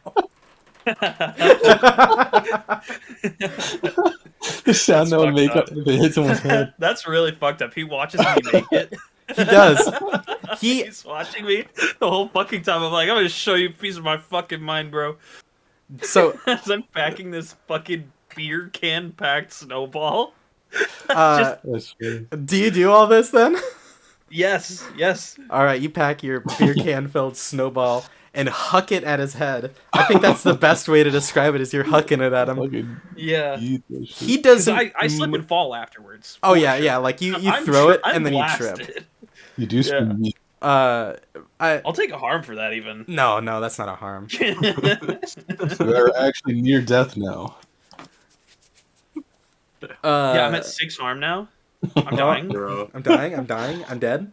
Yeah, no, you huck this and then immediately trip and fall. Neil and Corey, you guys have been just watching this spectacle of drunk Avery in this completely. I love it. Oh yeah. He hucks this snowball at the guy. Guy doesn't even move. Doesn't even flinch. Hits him though? It hits him in the head, and you can see Oh my like it, God. like his head like goes back definitely from like the momentum of it, and then it comes back, and he's still got that big customer service smile. And he's like, bro, you just got slinged, dude. You all right? he's like just kind of looking in Avery's direction for a second, and says, "I do hope you'll consider it." This What the guy's fuck human, is wrong right? with you, bro? Damn, this dude's wild. I'm asking the keeper. Is this guy actually human? I mean, is he? That's a good question. As this is not normal responses to the situation, I'm certain that you can tell. Are you trying to look into this? I'm too drunk. Yeah, Kenny can't roll shit unless it's an attack roll. I guess I can do that then.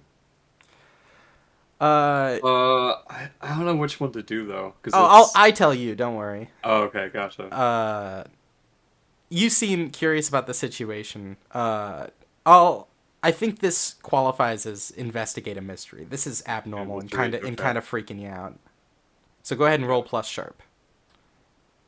There's some things that work here, and so you know what? Everything will work here. I'm pretty sure. My headphones are about to die. Oh, Yeah. Uh-oh. Alrighty.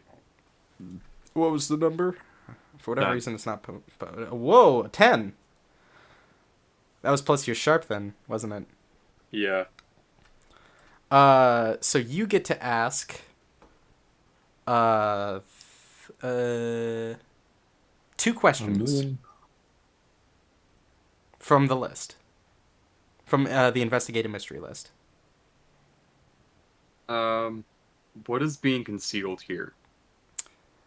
This guy isn't acting normal. You don't need me to tell you that, but I'm telling you expressly. You can tell that there's something up with this dude. He seems to be inhibited.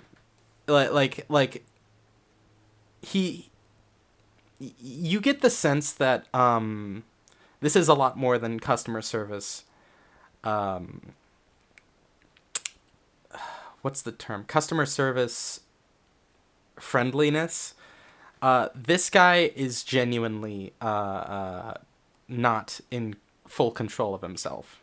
Something like he almost looks like either he is under the control of something or being directly puppeteered. Like something is telling him what to do and he's doing his best to follow it, or something has taken over. Hmm. And you get one more question.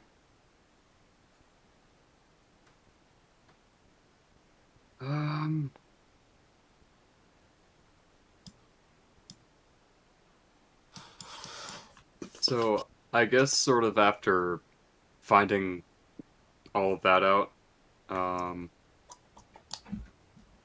what sort of creature is it? This guy is up and down a human. You don't know exactly what is happening that is causing him to act this way. I'll tell you. Can I I'll roll tell you this defense? narratively. You can tell this guy is. After this interaction, he seems to just kind of like. Like he's twitching a little bit, and you can see his like smile, depreciate from his face a little bit, and he's like looks briefly panicked, and then looks down and then looks back up and he's smiling again. Especially from that beer can hit. It seemed to like it didn't knock something loose, like in the sense that you can beat whatever this is out of him, but like it was shocking enough to the system that it lost its grip for a moment.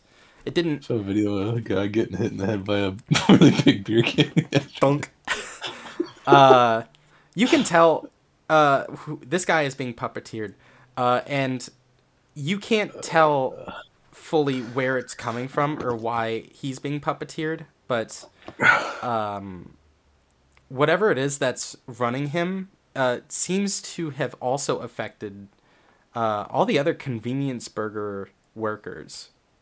But not a single clown. You look around this place and you start to see that all of these convenience burger worker places, regardless of the age, gender, race of the person, they have the same disturbingly large smile across their face, and are either making burgers or holding like help wanted posters out to people who are passing. And there aren't a ton of these things at this convention here, or this festival here, but you can tell that there's something bigger going on. And this is very much abnormal. Hmm. Can I PRQ? IRL? IRL, yeah. Yeah, let's take a 5-minute break here. I need to pee really bad. Okay, cool. I'm gonna pee too. Might as well.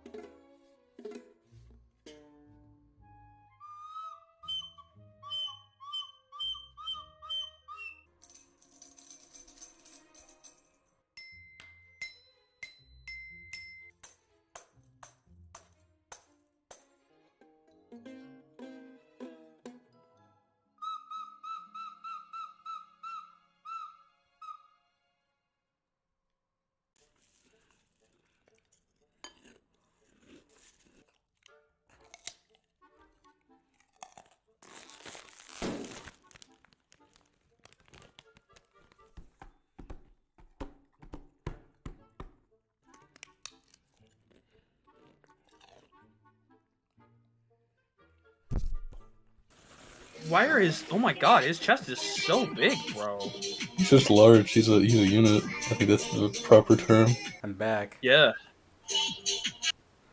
My Did you see god. the- Did you watch the one above that? It's a Hunter x Hunter meme that made me laugh. Yeah. In New York City, just hanging out.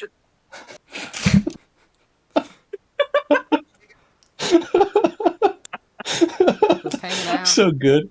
It doesn't get better than that, man. It's so good. No, that made me fucking cry laughing one night. I don't think you sent that to me. Whatever the Hunter x Hunter. Did I was. not? No.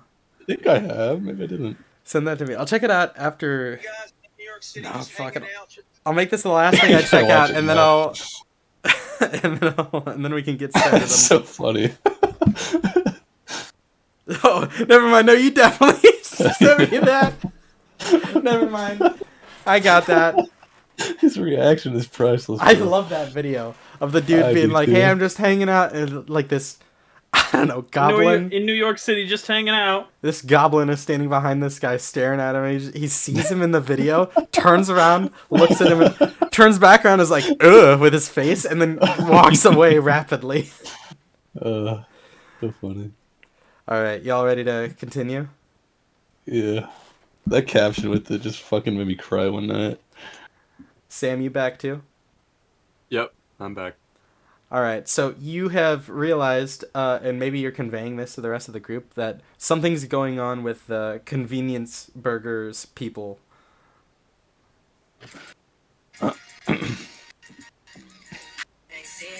Yeah. Good morning. Okay, me and my sister. I gotta get off Okay, the TikTok. TikTok. I gotta get off TikTok. My D&D session is getting... Like, so what's happening now? We can hear it all.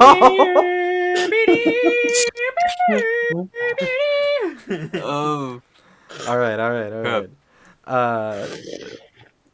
So, yeah. I checked the business card. Like, are the business cards like, or are they like just at the table, or does this guy hand them out, or? I mean, he hands them out. He's giving you guys mostly help wanted posters. The same Okay. things that you've been seeing around town of just like help wanted, good pay. Okay. Here's the locations. Here's the phone numbers to call. So Can I nothing ask out you a of question? Nothing. that's been like out of the eye of what we've already seen. Basically. No. There's nothing weird or even familiar on any of these like help wanted posters. Okay. Well, I have a card. So I'm just gonna leave with that. Thank you very much for your time. Of course, I hope you do consider it. Alright. Guys. Get the let's fuck get out outta of here. here, you fucking. I have Creepy finished filling out my form. Avery was about to say a slur, but I gotta get him out of here. Here's my I'll make form. me I get finished filling it out. anti-Semitic. No. Bro. Oh, What are you saying happens, Blake? I finished filling out my form and I give it to him.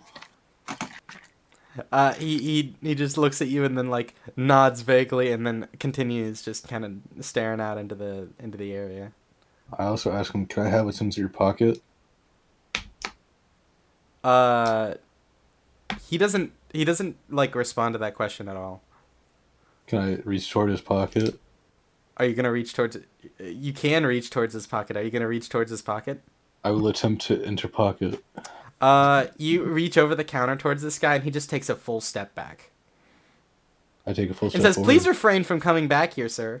Or ma'am. Fuck, I forgot you're playing court. Please don't come Oh, back yeah. here, ma'am. Avery, you want to go back there? Yeah. Fuck it. Nothing can stop me. I'm all the way up. Avery, they said you could go back there. I can't go back there then, huh? Yeah, go ahead. Yeah, I'm going. So you guys are At now this- just kind of charging this thing. At this Yeah, point, I I'm just walking, call bro. Evelyn. Well, I'm like drunkenly walking. I'm like staggering. Oh, you're staggering, but you're still you're trying to. Yeah, I'm moving in. This guy's behind like one of those bars, so you're just kind of trying to drunkenly vault over the bar, over the cashier stand, and you can see Okay. him like there's a fry cook in the back who has an equally large smile. He's like, "Sir, please back away." He comes out from the back area and he's like, "Please back up, sir." Well, you guys are just trying to hire me, and now you don't want me here. What's You have to wrong go with through the you? proper channels. Proper channels. My ass. This is Alaska. He's trying to bro. hide You his need help. pockets. You need help. He's trying to hide his pockets. Oh, I'm gonna get your fucking pockets, bro. I get his pockets. You're trying, but they are continuing to essentially evade you, and one of them shouts, "Security!" with the equally large smile. Okay. And Neil, you can Can see some vague security guard over towards the entrance, like hear that and start looking around. Can I use my drunken strength to overpower any of the security guards? These would be rolls potentially. Okay, let me know what I have to roll. What are you trying to do right now? Are you just still trying to go for this guy's pockets? I want his pockets bad, bro. Okay. Fuck. Act under pressure. Give me a roll. So who posted a YouTube video in the rolling the dice chat? That's Kenny. That's Kenny's character right now. Oh shit. No way am I -1 for this. Roll plus you're cool, which might or might not be big. -1. If you're really trying to get into this guy's pockets, let's go. it's not a failure for the fucking first time. You've had I'm some. in, baby. You get into his pocket and you pull out a wallet. Holy shit, I'm robbing Yeah, this guy. let's go. Let's go. But like upon doing that, you can see him, like both him and the guy behind him simultaneously scream "Security!" And the security officer now, instead of looking around vaguely, like does actually see like you like halfway over the counter holding this guy's wallet. And he's starting to like hustle in your direction, and saying something into his little thing, his little walkie-talkie on his shoulder. Does Kenny even notice? You guys do. Kenny might not. I say, Kenny, give me the wallet. I tossed the wallet. Okay. Corey, you get the wallet. Yeah. Okay, so I I got a security guard. Security, coming he's after right me. here. He's right Or are they here. coming That's after the wallet. You're throwing Avery under the bus. He'll Okay. be fine. shit. He's got money. Okay. Are you He's got trying to money. pretend like Avery is not, or that like you're not involved with this situation? Yeah. Give me a roll to manipulate someone. Okay. What is that? That's plus your charm. Your charm. Oh, I got 0, so it's just 2d6.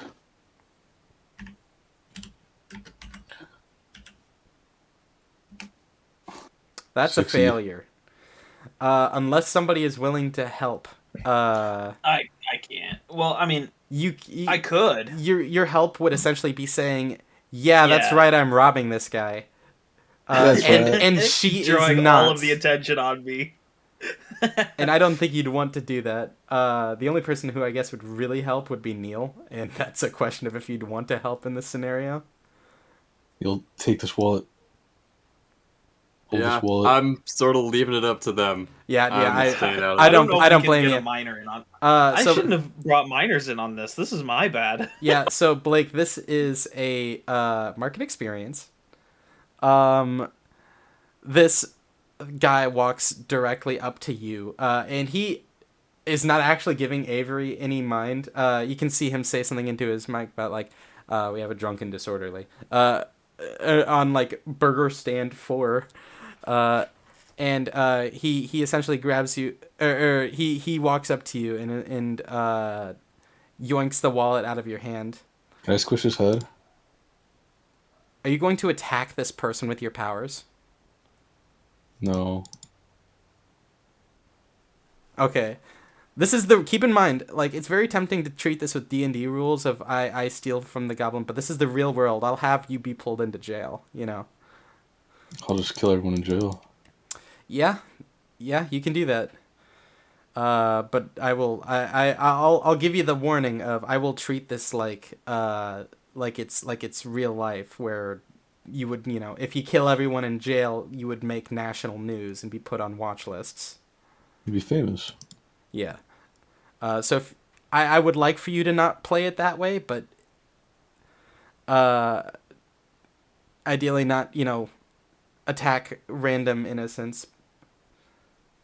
But yeah, this guy yoinks it out of your hand, and the other burger guy walks out from behind the place and just like silently holds his hand out for his wallet, and he hands the wallet. Or actually, he doesn't even do that. Like the security officer grabs one of your arms and puts it behind your back, kind of chicken arming you.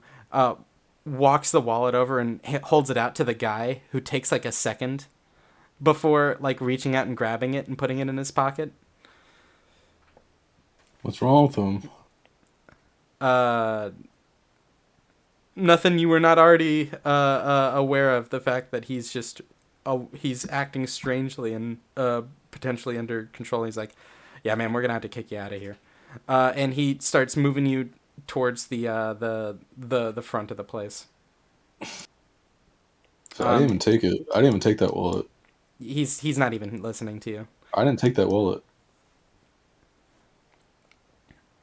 Yeah, he's not listening to you. And as this is happening, Neil and Avery, I guess, you can see a second security officer round the corner, like coming from the other side, or the opposite side of the gate, heading towards you.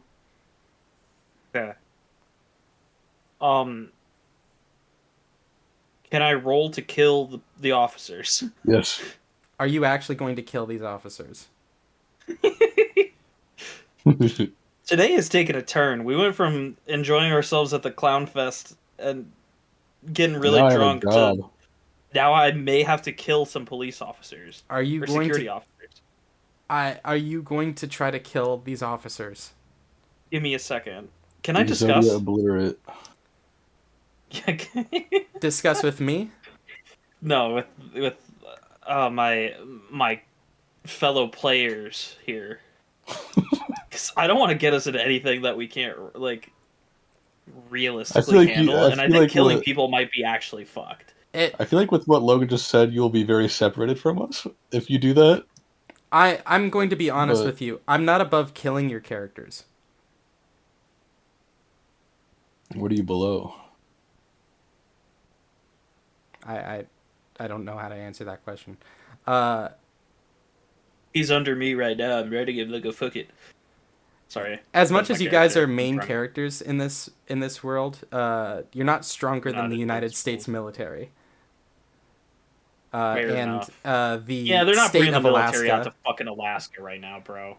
They but won't bring I'm the probably military not out to gonna- Alaska, but they will definitely be exporting police officers and detectives to determine who the serial killer, or to hunt down a serial killer. They will drop bombs.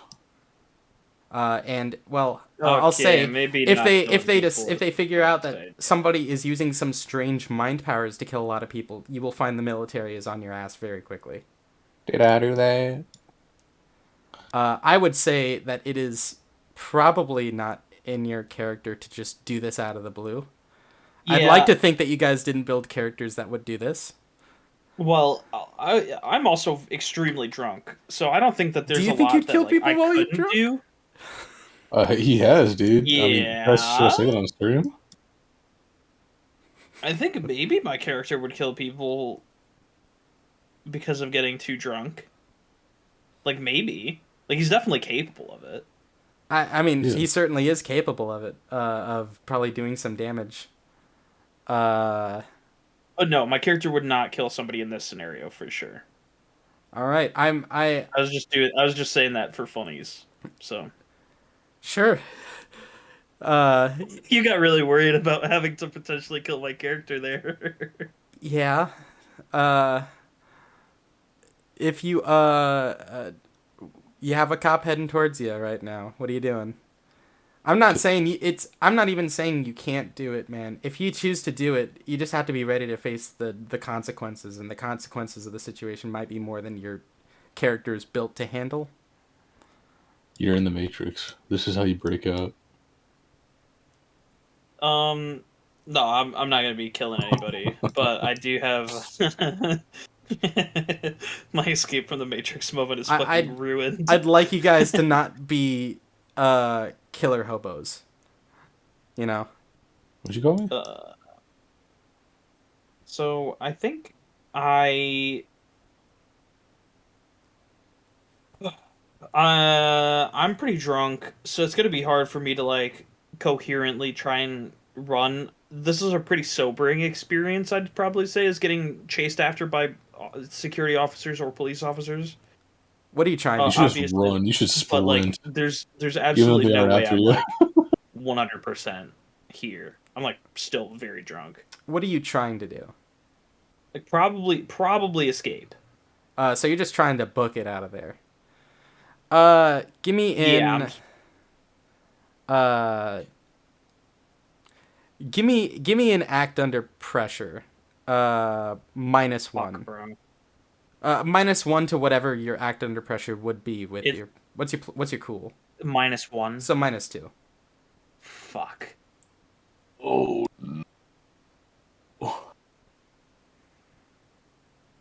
No. 7. Another non-failure. All right. Oh my god. You I don't can't get. believe I made a non-failure on a -2. I think you're able to kind of run towards the exit here. But like you are.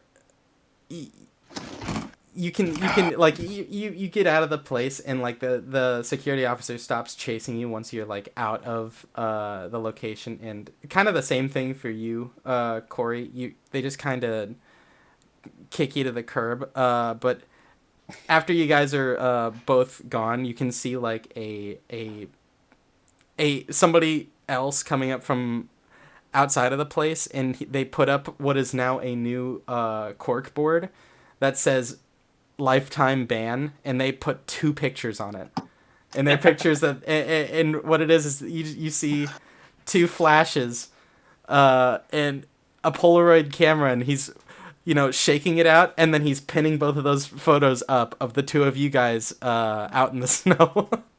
I look towards the camera and say, "Gee, I can't believe I'm banned from the International Clown Convention for life." The security guard says you will never see another clown perform in your life. Bet. I spawn a clown. Can I roll to spawn a clown? No, you're looking around. There's no clowns. Meanwhile, out here. where am I? What are you? There's clouds What, everywhere. Well, that's a good question. What are you doing in response to all this? They're essentially being kicked out one way or another. Am I still like in the premises? Or So they sort were of like not far away from the entrance. One security officer kicked Corey out. The other one chased Avery out. You can just kind of choose to follow them, or you can just choose to stick around. They didn't seem to pay you any mind, which is, I guess, part. Okay. It's kind of your power. Nobody pays you much mind. Can I whisper to Neil to go steal the wallet back? Are you doing this while Wait, did like they get the the wallet security? back? I thought we got it. The wallet No, they was the snatched wallet it. was given back to the guy. God damn it, Corey! You were walletless. It's not my fault. I'm a woman. It absolutely is. You can I was drunk. You can You try had to to whisper handle that to Neil as you're being pulled out, and then Go steal the wallet. I mean, hell, you could even use your telepathy to say it in his head. That's what my voice sounds like in telepathy form. So yeah, you get a mental state from Corey after they've been kicked out. That just you hear. She's done it a few times, but it's always surprising. But you hear, what do you hear? What does he hear? Oh, steal the damn wallet. I kind of just pay them no mind and just go right to the entrance. You just leaving with them? Yeah. All right. Damn it! I really wanted that wallet. Me too. That would have gotten, and we would have had like 8 more sessions if I would have tried to. But yeah, Fine, you guys let's are now find another kicked out. wallet. While you guys are there collecting yourself, and Avery is vaguely vomiting into the snow, Evelyn pulls up in her, what was it, a minivan? I think it was a minivan. She pulls up. She pulls up in her vehicle. Mini It's like- Cooper. Do you fellows need a ride? It's a bit cold out.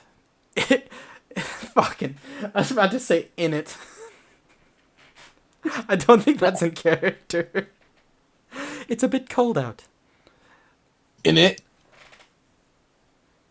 You say that, and she just kind of gives you like a, yes.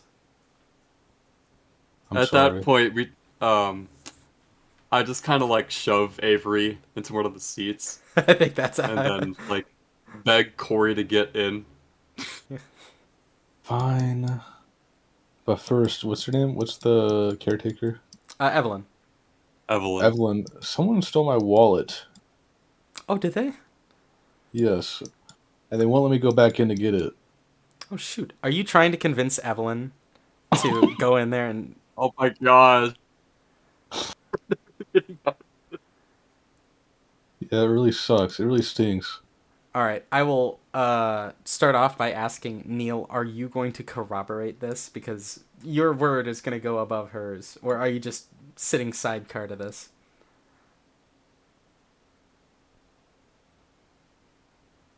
Yeah, I'm just trying to like not pay attention. So you're letting You're her. allowed? You're gonna let it. You're Yeah. gonna let Corey gaslight Evelyn into. All right. Oh no, not that. That's not what I meant. Yeah, Corey's Um, trying to gaslight Evelyn into getting the wallet. Oh, okay. Evelyn, my wallet got stolen. Evelyn, I'll explain this on the way back, but I need you to go get he it. has no wallet, or Corey Mm, has no. no wallet. Corey was trying to steal somebody else's wallet. No. In short, we'll talk No. about it on the way home. I think you've actually pretty much told me everything here. All right, that explains why two of you have photos out in the front here. That's not me. You're wearing the same outfit as the. Was that taken like 5 minutes ago? I stole these clothes. Conspicuously similar to the ones in the photo. Not me, though. You say this and then you vomit out the window. And she's just like, okay, well, all right. Well, would you all like to come back for? McDonald's? Oh, can we hit McDonald's, please? I'm so drunk. Yeah, I think Avery actually needs McDonald's. Yeah.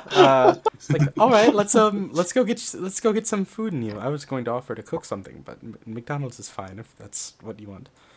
Yeah, I can't pay for it though because my wallet got stolen. That's all right. I was gonna pay anyways. Cool.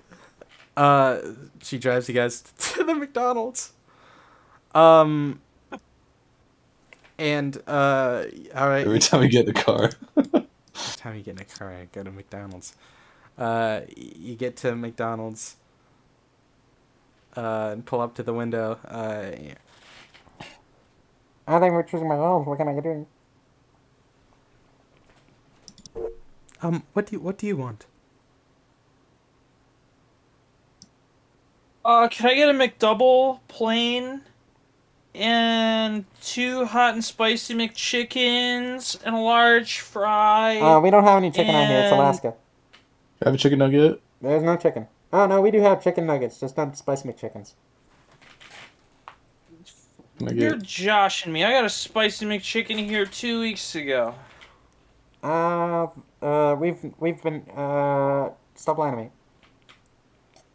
That's not real. It's not happened. Didn't happen. Get someone else. You assholes. God damn it. Fucking... Get someone else.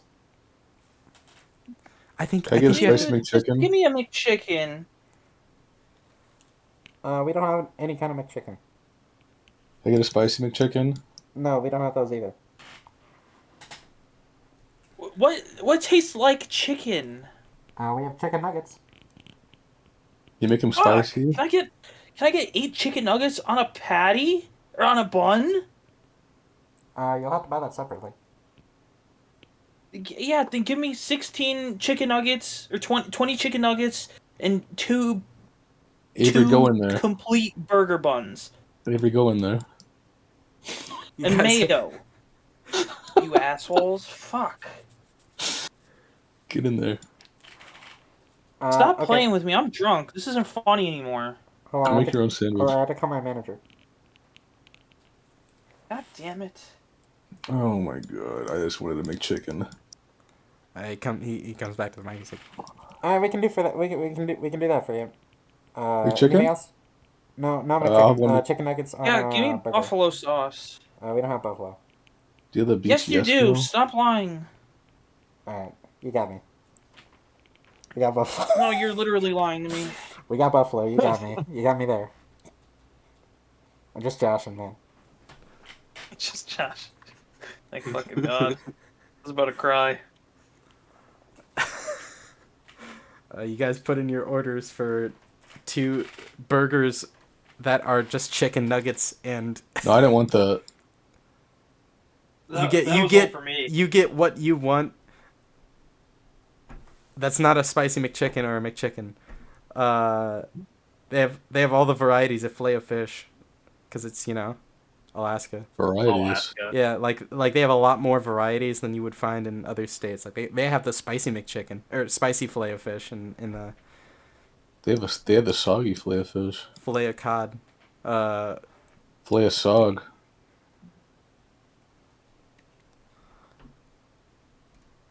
I want one filet of sog. Oh yeah, They we have that. microwaved it. Yeah, we have that. Thank you. Mixagi. Yeah. One It's just- McSoggy.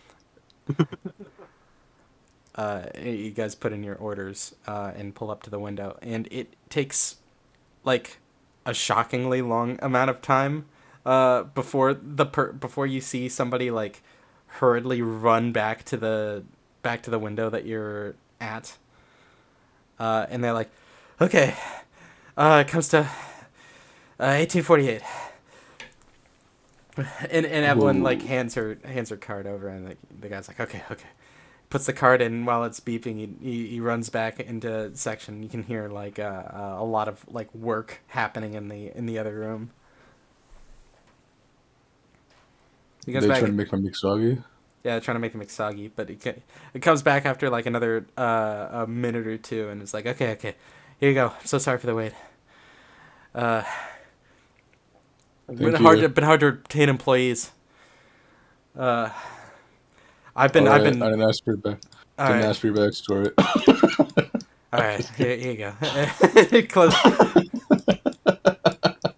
It's being shitty to fast food employees is funny. Shuts the window. He hear like there's somebody else who pulls onto the screen. He's like, "Fuck," and he's like, "Hello, welcome to the." He closes the door and you don't hear any more of it. And Evelyn gives out all the food to all of you guys. And you pull away. As we're pulling away, I said, "Wait, Oh, that- damn, I should have asked him about the... did that the disgruntled employment man say that situation. there's no employment situation?" Neil, we started at the same time. They said they had something about employment, but we left because we didn't want to talk to filthy fast food workers. I mean, it makes sense with We- all the we- convenience burgers. We could tell Evelyn to go in reverse RQ and go back to the drive-through window and ask him. Wait, say that again. Do you want me to do? What are you talking about? Do you Evelyn, just get Evelyn up to date on all the stuff on the drive here? Save We you. were trying to consider going back to the drive-through to talk to the employee about the employment situation, because We go around it may here. have something to do with convenience burger. Oh yeah. Did you on the drive to McDonald's give Evelyn the gist of what you think's happening? Yes. I did. Neil did. Okay. I didn't know if they required her to. No way for me. No, yeah, you probably didn't.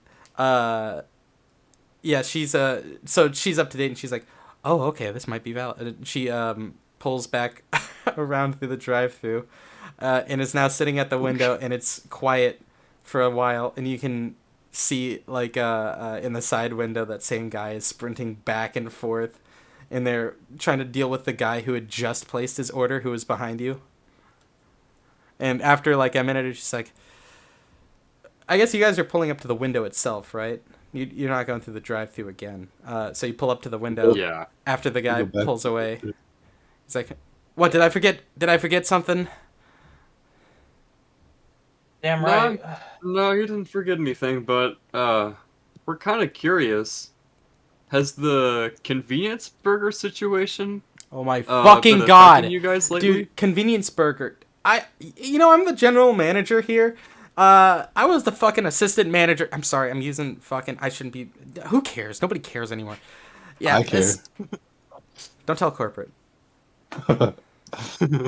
Calling them until you get chicken nugget, Nah, McChickens fuck it. They here. can't fire me. I'm the only person who's willing to work this shift. Everyone's been switching jobs.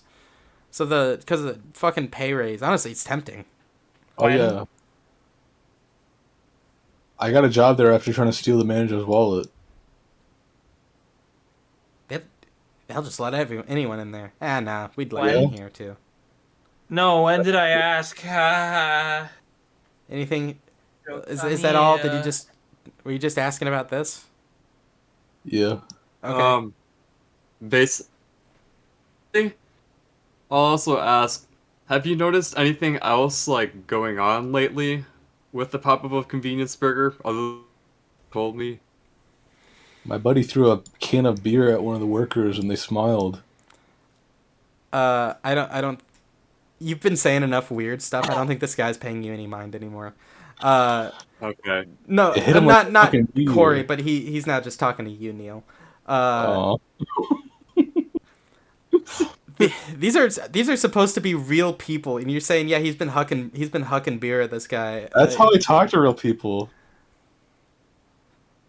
I don't think in this scenario, just saying, yeah, he's been hucking beer at the guy is we stole his wallet and he gave us a job. At this point, this guy's like, okay, what's actually going on to the other dude?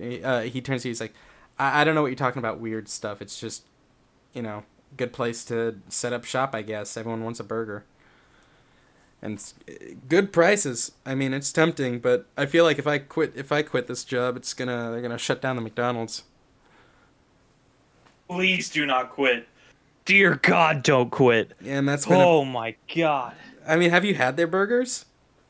No, I don't care. They're really good. No, they're What's not. in them? Yeah, we'll Meat. keep that in mind. All right. Have a nice day. Wait, one more thing. He cracks the window again. He's like, yeah. Just kidding. All right. He shuts the window. Yeah. He's pissed. Why are you so mad, little man? Hey, wait, come back. He's not there anymore.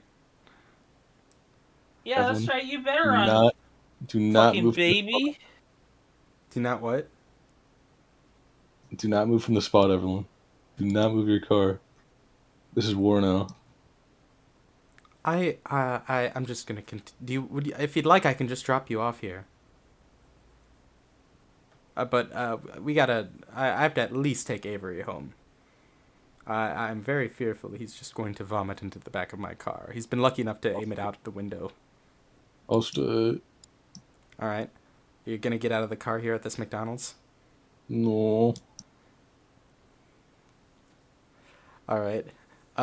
So you guys, she drives you guys with McDonald's in hand back to Avery's place.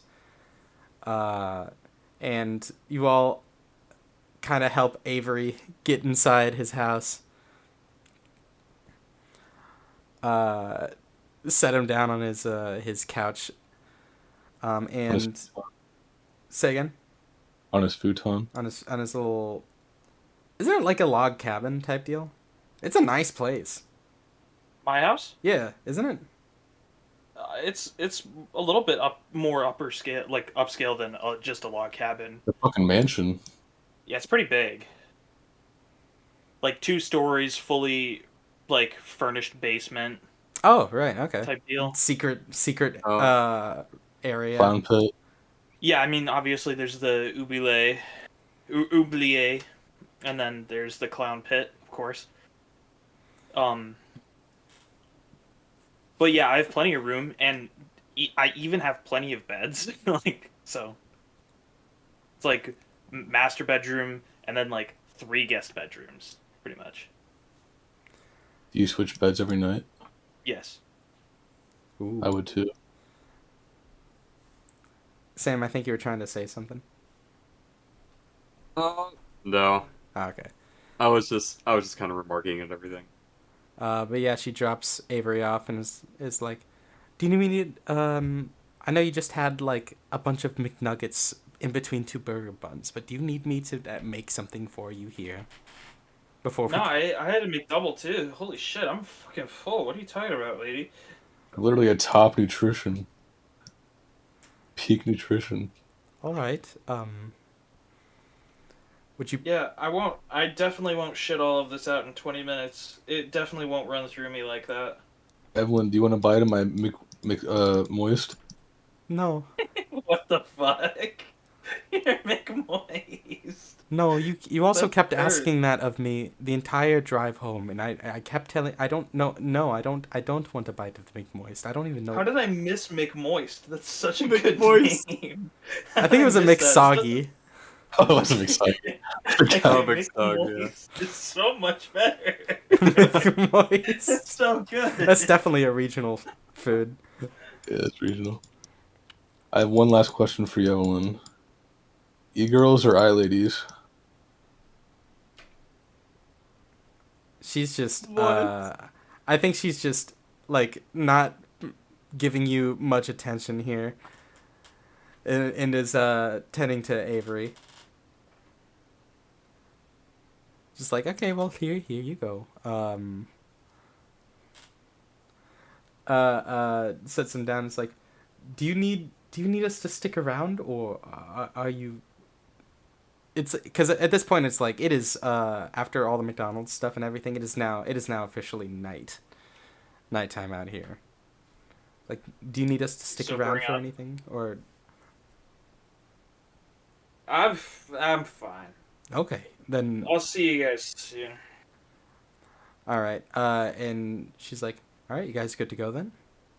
I'll drop you off Yeah. next, Corey. Thank you, ma'am. So y'all hop back out, and can you pass the fuck out? And she takes you home, Corey, and then Neil, you two end up heading home, and y'all just end up sleeping through the night. Nothing much really happens. Next day, it is now a Saturday. Just like today. Avery, you wake up with a fucking throbbing headache. And you wake up to actually a call from the Flatters. You know what cures a hangover? The voice of Shrimp Bitley. Or more alcohol. That's every man's hangover cure. Yeah, can you Hold wake on, up to? 1 second. Sorry, guys. I just need 1 second. You're all good. Logan, Yeah. do you prefer e-girls or I-ladies? What, you mean like eye ladies nuts on your face? Sorry, Yeah.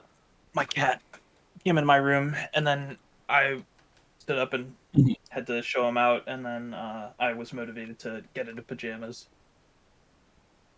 Bro, I'm wearing some That's fancy pajamas right now. So what's good? You wake up to the sound of your phone ringing, and it's from the Flatters. Just the singular phone line that all of them share. Oh god, their landline that's connected to all of their homes. Their singular landline that's rooted into the ground that they have to leave their homes to go to. Oh, perfect. I was imagining like an exposed payphone just in the center of their encampment. Yeah, like comically far away from any of the buildings. Yeah. Yeah. But you're getting a call from that. Yeah. Okay, I pick up. Hey I man. say, "Oh no, not you, shrimp." Immediate hang up. What's going on, shrimp? Give me the lowdown. I just had this crazy new strain of weed, and let me tell you, I don't know if you've gone to the new fucking burger places. They're good, man. They're good with those burgers, and they're good with those. Man, I toked up in their store. They didn't give a shit. This is not an abnormal call. Shrimp will just call you to talk. Yeah, I've gotten several of these. It's like, yeah, I like man. the concept.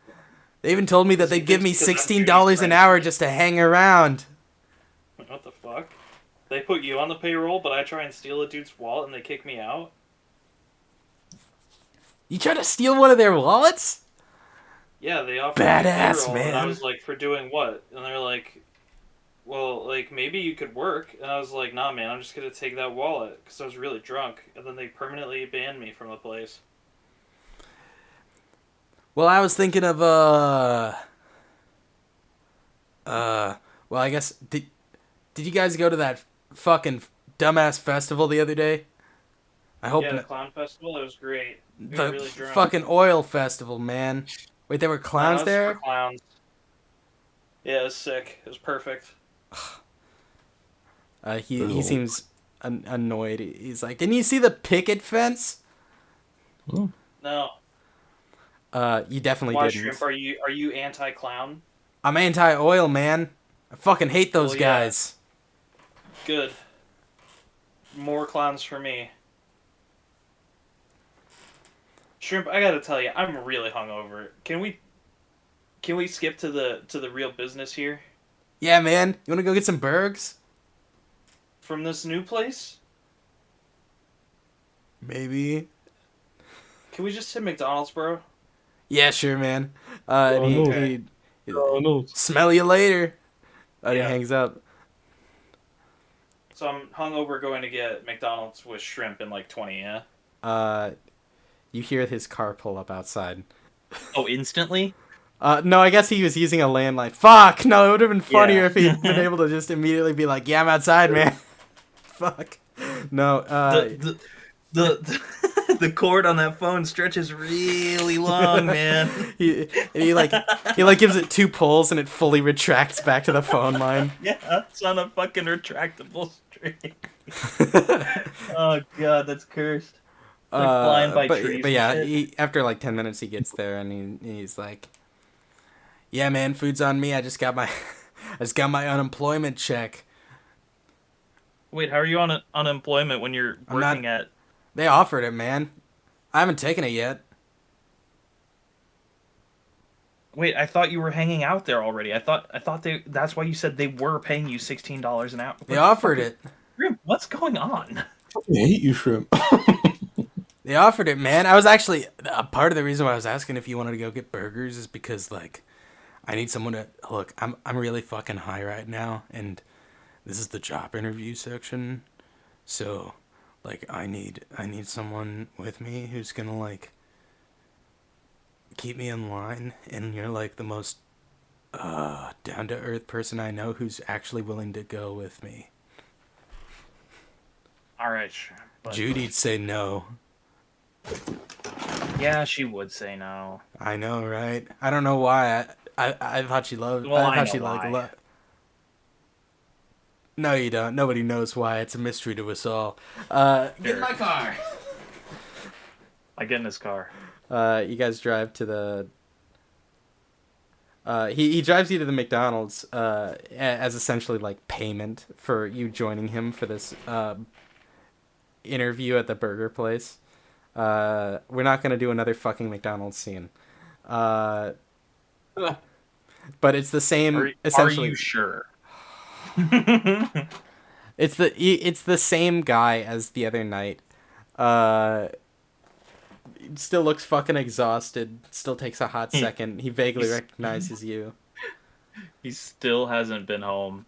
He's been on shift for 12 hours. I mean, your character went to bed at like 9:00. You said it was night. I guess like wait, no, you said it was night, and we're in the daytime. Yeah, you Cycle fell of, asleep Of and Alaska. you fell asleep and you woke up to this call. It's like now it's like 10 or 11 a.m. or something. It's been a full night. You don't know whether or not this guy went home or slept in the place, but the fact that he's working alone again at this time is like, clearly he's working himself to death. And then he takes you over a little further into Derringer to where you have seen like construction be, and you now realize it's one of the convenience burger locations. Oh, And he hops out of the car and, When did that get there? yeah, man, they've been popping up. I guess it's a popular thing out here in Alaska. It's like I don't know. It's like Culver's for us or something. I don't know. I don't really go on the. I don't really use Reddit. Like Mr. Beast Burger. It's like I don't know who that guy is, but Okay, whatever. he hops out of the car. We're not gonna have a scene of you explaining Mr. Beast. Hold the video. Hold the video Pull for up the video. You head into the Greatest YouTuber of all time is today, Mr. Shrimp Bitley. you head into the place. Video stream.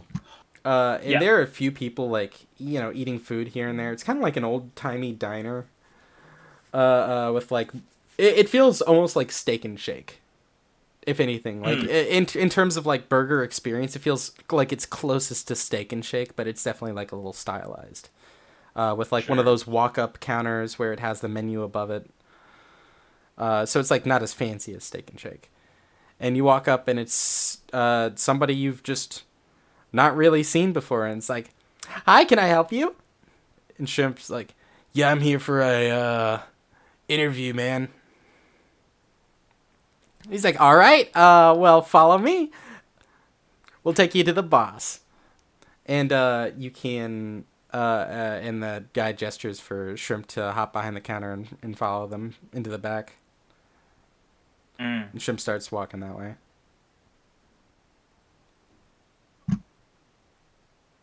I'm gonna trail behind him a little bit. I'm gonna try and stay in earshot, I think. So you're fully just like going with? Yeah, I mean, if they're gonna let me go with, like, I'll do it. You try to follow him, but like after Shrimp passes the counter, and like you go to pass the counter as well, it's like, "I'm sorry, were you here for an interview as well?" Take his wallet. You hear the vague, like, dreaming voice of Corey's, like, mind voice off in the distance whisper, "Take his wallet." I'm thinking about it. I'm not gonna take the wallet, but I'm gonna lie and say, yeah, I was offered an interview at a separate location yesterday, and but this one is more conveniently placed to my house, so I'd much rather come here for my work. Oh, of course. We do only want to interview one of you guys at a time. I hope that's okay. Yeah, sure. I'll stick around close enough, though. Alrighty. And, like, you guys both head behind the counter and go through, like, one of those, like, restaurant double doors that just can swing in both ways. And, like, there are a bunch of people smiling and making food in the back. You don't really recognize anybody here. And, like, there is another set of double doors to the that they head towards. This one is like, they're not like restaurant double doors, they're like an actual set of like double doors that you have to turn the handle on to enter. And he turns the handle and he gestures for Shrimp to join him back there, and points to like a chair that's like a bit of a distance away from the door, and it's like, "We'll be with you in just a moment, sir," and basically gestures for you to take a seat there.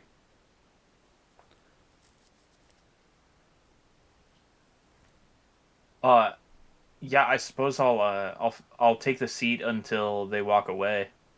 All right. Yeah, they I both. am gonna try and This room is still. eavesdrop on that. Just so you know, this room is full of a bunch of cooks, so this would not be necessarily discreet.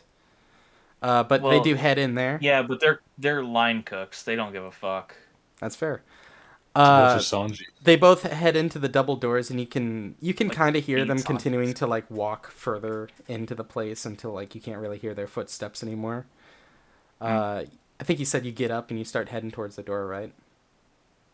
Just enough to like attempt to hear what they're talking about in there, or if You anything is like up. getting a glimpse through the door, it just seems like there's a hallway on the other side, so you get the sense that they're going a lot further down that way. Mm. You did Well not then, get to can see the end of the hallway. is there any way that I can sneak in What are you trying to do? without? I'm fully trying to eavesdrop on their interview. Looking around, you are not out of sight of anybody. There are three people working like the various kitchen sections. Actually, it's like 10 o'clock. They'd probably be. No, yeah. There's four people working on the inside of the kitchen back here. And like all of them are within your view currently. None of them are directly staring at you or anything, but the idea of just sneaking through without going unnoticed, in this position that you are in alone right now, would be hard to fathom. You can't just walk in there without distracting some people or finding another way in or convincing something. If you are assuming all of these guys are gonna stop you or see you, everyone can see you. I don't know. This is something that you'd have to work around or ignore and just pray that you're stronger than them. If you think that they're gonna try to physically stop you. I'm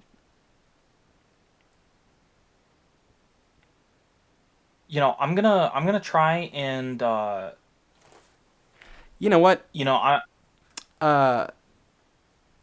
Go ahead and tell me what you're doing here. I'm gonna dictate whether or not I had an idea.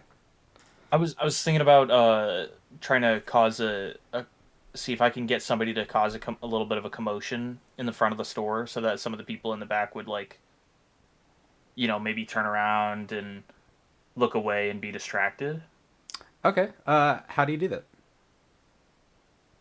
Um, can I manipulate someone in the front of the store? Can I like walk towards the front and tell somebody to make a scene and I'll give them like $250 or something like that? Yeah, absolutely. I could see. So let's say like you get up from your chair, and a couple of people actually like who are working here. Actually, everyone who is vaguely facing your direction looks up and at you, and I think you just give them like a using the restroom or something like that, and then they all Yeah. go back to doing their thing, and you walk in the opposite direction of the door back towards the front.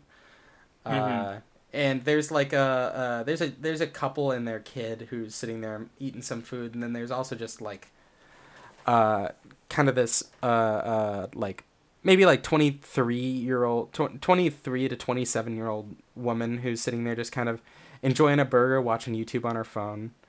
Are there any really young people, like kids? There's a kid with those two parents. Okay.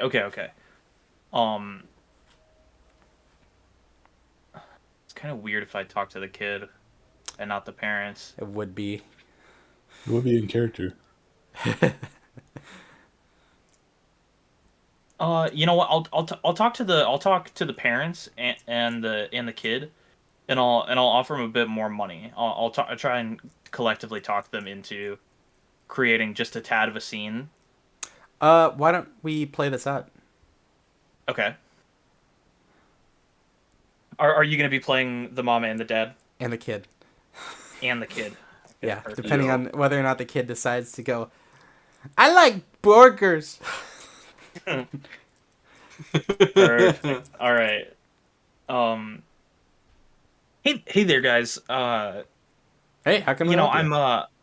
I'm a prospective new hire for this company, but I kind of have my reservations about joining the staff here. And I was wondering how the staff here that already work here would react to maybe something happening in the store that's kind of unexpected, and You see, I'm not actually just a new hire. I'm here from corporate, and I would really appreciate it if you guys could help me. Maybe your kid could cause a little bit of a scene, and then you try to loudly deal with it. And I'll pay you some money. I have some funds from the company Wait, that wait, I'd be wait, more than wait. willing to The stipend you with. the dad like speaks up. He's like, "Hold on, hold on. Are you with are you with wait, fuck, what's the name of that show? Undercover CEO, Undercover Bosses. Undercover. undercover Are you bosses. are Yeah, you with that's Undercover exactly it. Bosses? I'm the CEO of this establishment, and Oh my I god! I And he looks at really his need some wife help here. excitedly. They think I'm a new hire, and all of the cameras in this store are recording this. Is going to be on live television, broadcast to millions. Uh, and I have a stipend here of about $500 that I'm willing to give you if you and your family would like to cause a scene here just in a second. You know what? Give me a manipulate someone, but go ahead and add one extra point to that because that's a fucking spectacular reason. So whatever your what's your plus charm? What's your charm? It's +1 currently, so it's be a +2. Yeah, +2. Give me a 2d6 +2. Fucking go, baby! All right, a 9. Uh, so with a let's see, 7 and 9, they'll do it only if you do something for them right now to show that you mean it. If you ask too much, they'll tell you what, if anything, it would do for them, what it would take for them to do it. They look at it and they're like, look, we really like this play. Like, this is a spectacular offer. We don't want to get kicked. We're scared that, like, my kid has been, and he points to his little 6-year-old. He's like, this kid's been wanting to eat at this place for, like, so many times in the week, and this is the only thing that gets his tantrums to stop. So if we get kicked from this location in particular, then we're going to be in trouble. Do you think we'll have an issue with that? What do you need for us to do? If the establishment here itself, if they give you any sort of trouble, what I can do for you is I can have the food delivered to your house. So that you never even have to come into the store. So you can just you'll have all of your meals hand delivered, so you never have to come in, so you don't have to worry about They really do that?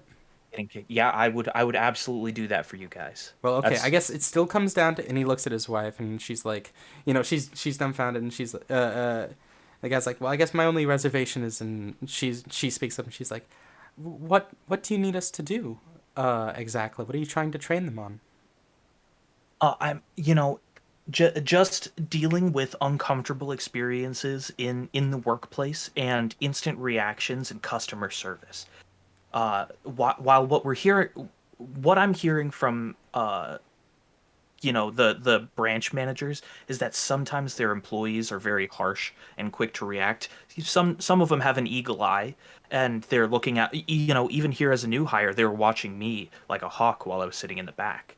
But what I want them to train towards is creating a comfortable environment for our customers, while still being able to work through some of these tougher scenarios. Maybe if a kid throws a tantrum and a family is being too loud while at the dinner table, or if there's an unresolved, like, domestic violence issue, even, like, who knows what the possible scenarios could be. But I'm looking to test them on their customer service in total. So if you can help me reach out to my workers and let me learn from them and how to better, like, associate with them and see what they need for my sake, so that I can help them improve, then you'll never have to worry about whether or not you can get food here ever again. Do you, I guess they look at each other again, and they're like, can we get the cash up front? Yeah, absolutely. Here's $500 for you. Okay. You're filthy rich. I assume you just Yeah. give them the money, and they're like, all right, Yeah. we'll figure something out. Do you want us to just do it right now? Give me 1 minute so that I can get out of line of sight so they don't suspect anything. All right, alrighty. And they you can see them kind of conferring at the table a little bit, but you can't really hear what they're saying. Sure. I walk back to my seat just outside of the doors. They look at you as you enter the place, and then you take as you I give take a them a little seat. nod. They go back to doing their thing. Some of the work back there is, kind of slowing up because it's not too busy, so some of them are just cleaning. And then you hear like a loud like, and then like the wife just starts wailing.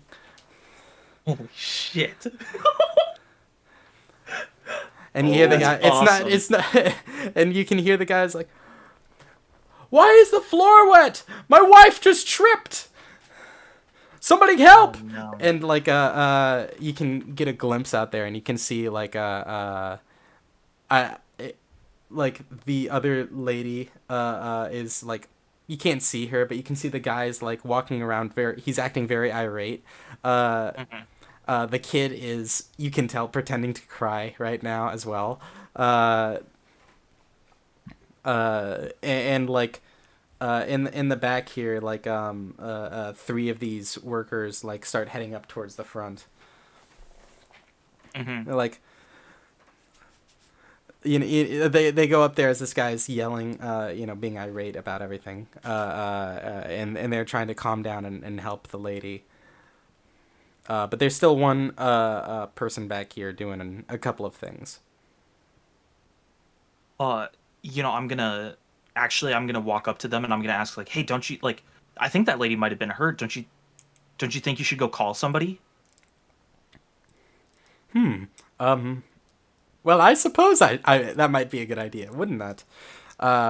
And they head over towards one of the walls, which actually has like a landline on it, and gives a ring to like. You can assume it's 911 or something, but like they're just kind of standing there staring at the wall, and they Yeah. So now Yeah, then you are. I'll try and quickly and quietly make my move over there to the double doors and go into the hallway leading to the interview room. Yeah, I think the situation is good enough that you have some time before they realize that you're not in that chair anymore. I think this is what the situation garners with the roles that you got. You go into this room. It's not a long dark hallway. It's just a relatively long hallway, with like a few doors around, like obviously like a walk-in freezer, and then there's like another door with like a light on over at the end of the room, and you can hear some like not you can actually hear like a little bit of commotion coming from behind it. Like a conversation or You can't tell. You're not. As you get closer, you can hear an active struggle occurring within the room. okay. Can I investigate a mystery? Or would it rather be read a bad situation? for you? You know what? I think that's what are you trying to figure out the situation before you go in? Yeah, I suppose so. I'm hoping to see whether or not uh the commotion behind the door involves shrimp. Uh and realistically if I need to get involved. Okay. So you're trying to figure out whether or not shrimp is in there. Yeah, you can hear. Yeah. You can hear. You don't need to roll to know that like one of the voices. What are you doing? Stop! Is Shrimp Bitley. Okay. And you don't really hear the other voice. It's just Shrimp's like voice and commotion. Okay.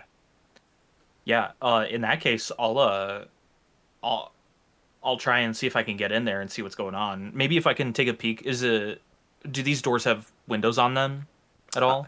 They don't, but they have comically large keyholes. Okay, comically large keyholes. No. I'll- You can crack the door and take a peek in, Kenny. Okay, yeah, I'll crack the door. I'm trying to still be a little element of surprise here if I can. So you crack the door. And this I'll have you. I'll have you I'm trying to decide which one is best. No, you know what? This isn't a roll. You look inside there and you can see, what you can tell, Shrimp Bitly is on the floor, and the other employee, as well as like a second employee that's in this room, are currently pinning him down. You can't tell much else what is going on in the commotion because it's just kind of barely outside of your view, but you can see that like Shrimp Bitly is trying his damnedest to not get involved, or to get out of the situation, and it is not working. Okay. Um. So they haven't seen me yet. No. I see two of them manhandling Shrimp Bidley as he's trying to get out of their grasp. Yep. Uh, can I try and make a sneaky attack? And my argument for my gear here is that I have selected that one of my weapons is weighted gloves or brass knuckles. Oh no, I don't question So the fact that you carry your weapons on you at all times. Okay. Yeah, I absolutely have my weighted gloves here, At and the I'd like very to try least. and I'd like to try and knock out one of these people. I don't want to like severely harm them. All right. This would be another. I'm gonna say this is an act under pressure to try to get in there quietly, and Okay. at the very least get the jump on one of them. Okay.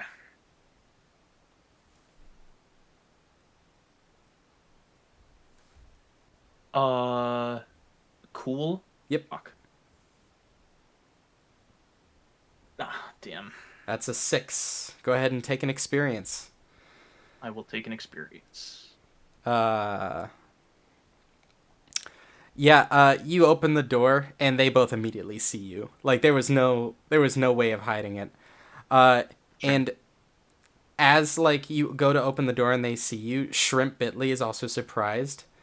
And in that brief moment of surprise, they're able to get the best of him. And as one of them gets up to begin facing you and stating like random customer service platitudes, the other one actively takes something that's in their head and you can see them almost. It looks like they strike Shrimp Bitly like on the back of the head, and Shrimp Bitly immediately stops screaming. And the other guy who's just gotten up is like, "I'm sorry, sir, your interview isn't quite ready yet." And he's fast walking towards you. Yeah, I'm just gonna go ahead. I think I have quite the advantage here, in terms of physical prowess. I'm gonna go ahead and swing at the guy who's coming at me with my weighted gloves. All right, that's a kick some ass. That's a kick some ass. Yes, sir. +1.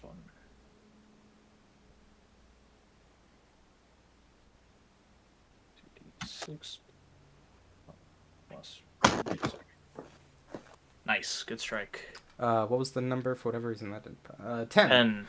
Alrighty, so that On a means 10 plus. Choose an extra effect. you can gain the advantage, take +1 moving forward. You can inflict terrible harm, do an extra damage. You can suffer less harm, or you can force them where you want them. Since we're brawling, I don't really care where I want them. They're walking towards me, so I think I'm already in a good position here. Mm-hmm. So I think I'm just gonna try and get him out of the way as fast as possible and deal an additional harm here. You trying to get him out of the way, or are you trying to deal? No. I'm gonna try and be done with fighting this guy as soon as possible. So I'm gonna inflict an additional harm. All right, you reel back and smack him in the face, and he reels back, but and then he kind of does the same thing that happened with the beer can the other day, where he just kind of comes back and he's like, I'm sorry, sir, that wasn't very what was it?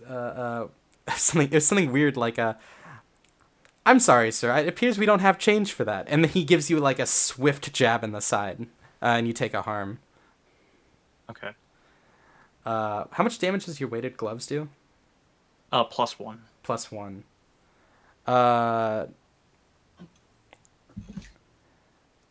Actually, with the +1 here, I think because this is just a guy.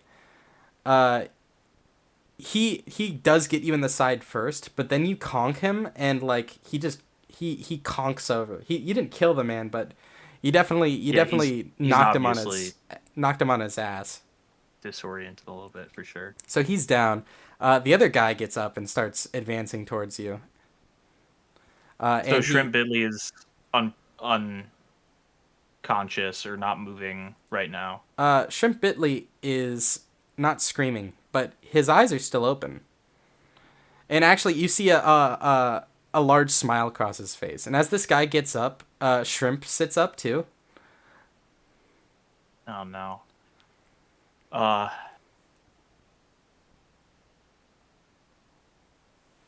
Yeah, I guess I'm just gonna have to all in here and try and take this guy out too. All right, give me another kick some ass roll.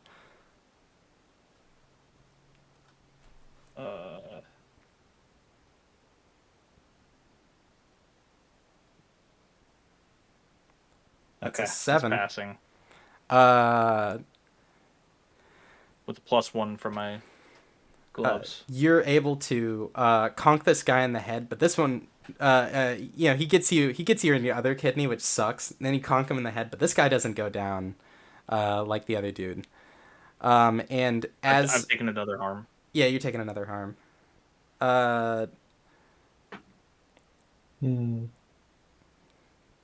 And actually, this guy doesn't even do any harm. You can take 0 harm, but still have it be kind of damaged. Just you're essentially brawling with this guy. He doesn't have any weapons. He's just punching you. But you can see Shrimp get up as well, and he's like, as he starts walking towards you, you can hear him say, "Hold on, we'll get that for you in just a moment, sir." And he conks you right on the side of the head. With Oof. And you go out. Wow, I'm unconscious, huh? Yeah. Well, shit.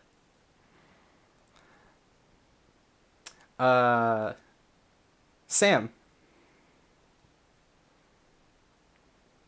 Or I should say Neil. Yeah. Neil. Yep. You've had a pretty boring Saturday. You've had nothing but, your thoughts about all the weird shit from the other day, and that strange card that seems somewhat related to other things. Or related to that, like, pin board. To think about, and, what was your character's plans to do this day?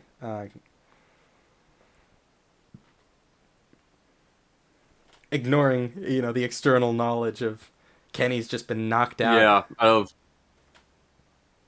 Oh yeah, that's gonna be tough.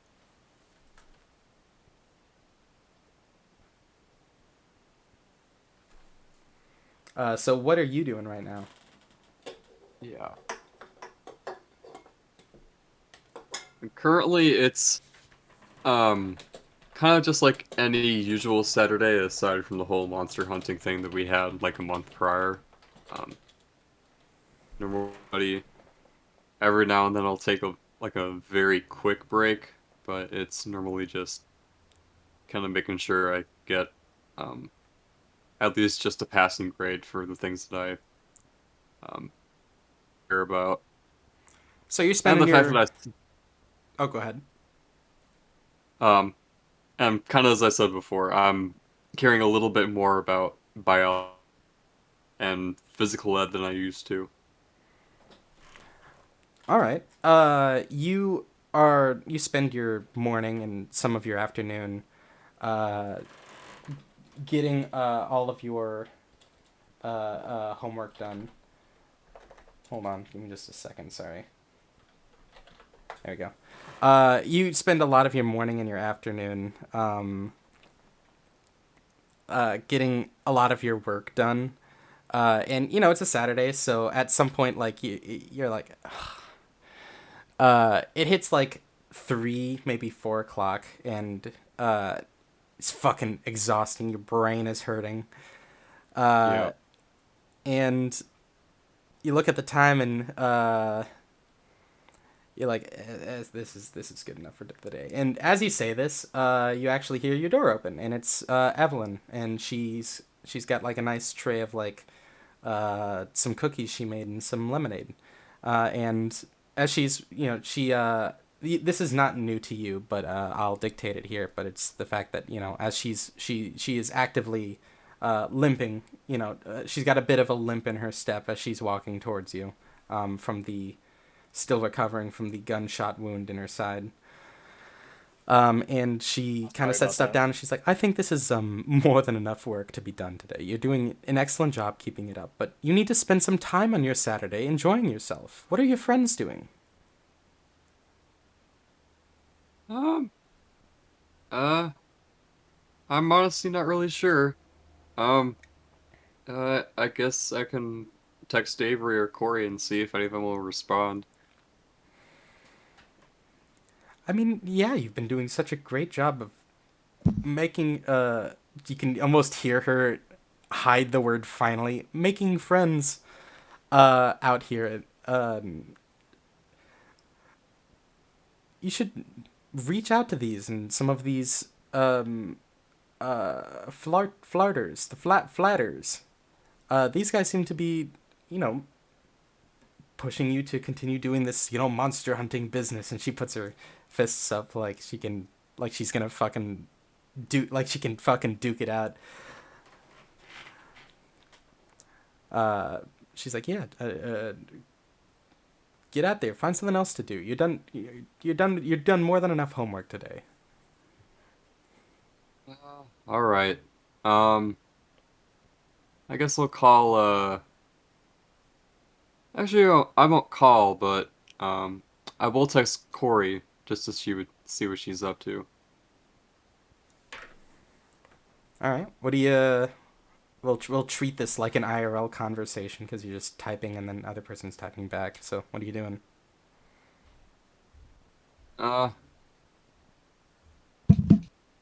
Let's put. Uh. Hey Corey, you up to anything today? Should I send him a cursed image? Uh. You tell me. I send him a picture of Kirby in a hyper-realistic bathtub. Now let me ask. Neil, at this point, you've been very used to some of these. Blake, what does this mean? What does this mean? Yeah, was this just you sending it, or is this your way of answering the question? Both. So what's this represent in terms of your answer of what are you up to today? This means absolutely nothing.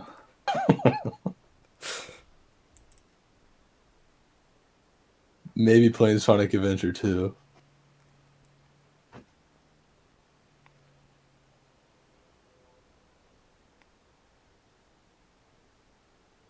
You're able to process this, Neil. The fact that it's Yeah. basically not much. Okay. Uh. I'll kind of just leave the conversation at that, and then I'll text Avery like, "Hey Avery, are you up to anything right now?" You don't you don't get a text back actually. Maybe wait for a little bit. Avery's not normally one to be slow to respond to texts. Um, but I guess it's nothing to cause genuine concern. It's just you don't get any You know. response from him. Yeah. Gotcha.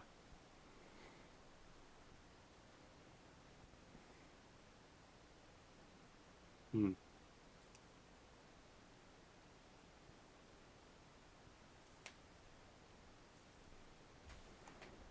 Uh, I text Corey. Have you heard anything from Avery lately? Do you know how he's doing? I say, no, last I heard he stole a wallet and got McDonald's. How about you? I mean, I haven't heard anything about him since then. I just tried texting him, but he seems busy. You wanna go find him and make him steal another wallet? Uh, I think I'll be okay, but thanks anyway. Alrighty. And I send you a video of a monkey slapping a tree and then falling. That's funny. No, go ahead. I put it in the out of character chat. That's the video.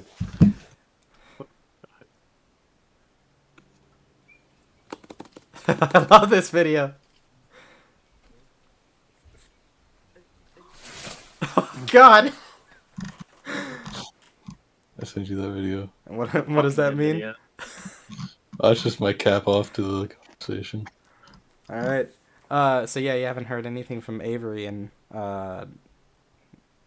Corey's like, you want to go see if he wants to steal that wallet. So what's your plan for the rest of the day then? This is about what you've dug up so far. I take a look at. I'm assuming I grabbed the card and like picked it up and put it in my pocket. Oh yeah, you have the card. Okay. I'd imagine you've been I did. looking at this every now and then, wondering what the fuck it is. Hmm. I don't know if you Um, remember the fact that when you first saw this symbol, it was actually in like the main tent that the Flatters utilize in their little pseudo shanty town. So Oh, that's right. if you're looking for answers to that, one of the Flatters might actually be helpful to you. Okay. And I think I'll call one of the flatters then, just to kind of get some information on the card. all right, you ring up the phone. Hey man, long time no hear. It's Vanilla Bean Gene. Yeah, I know it's been a while. You don't answer my calls normally, man. Yeah, well, this one's kind of important. Listen, I'm gonna send you some pictures of this card I found while I was at this festival at the other day. Um, this symbol that's on the card seems really familiar. Do you think you could tell me a little bit about what it is? Hold on, it's man, I got a landline. I don't know Oh. you texted. Okay. Maybe sending him an email. Not even in an email. I'm gonna have to just tell him what it looks like. Um, You describe it to him. Yeah. He's like, yeah, I have no idea what that is. But I don't know, man. If you want to hop around, maybe some of the other guys here know. How's Avery? How's Corey doing? Maybe do those guys want to join? Y'all are a straight up posse. I mean, I just tried getting in contact with both of them. Avery seems to be absent. Well, yeah, he went with Shrimp Bitley to go to one of Shrimp Bitley's job interviews. You got a job? Wait, where did he get a job at? Like that weird burger place that's popped up. It's got great burgers though. It's like a Steak and Shake, but like cheaper. Stop saying steak and shake. Did?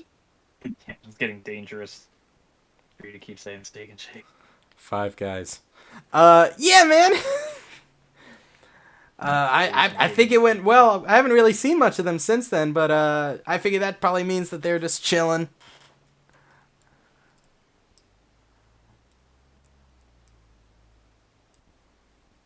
Have you heard anything from Avery lately?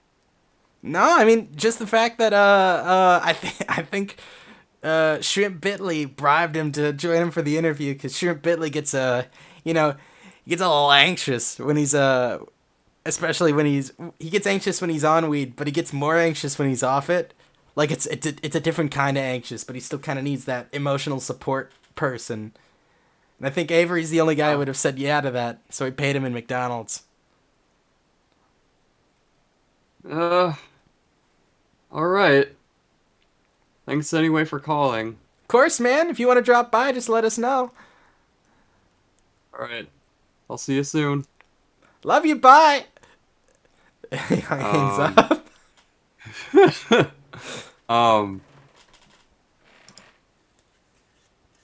At this point, I start getting a little. What do you I do? bring up the. I take a look at the business card from the convenience burger joint. It's just a help wanted thing. There's 4 locations. 3 of them are in Utqiagvik, and one of them is in Derringer, which is where all of you guys live. You know, you're like a sister city to Utqiagvik. And you'd assume that it's probably... You can reasonably assume that it's probably that one.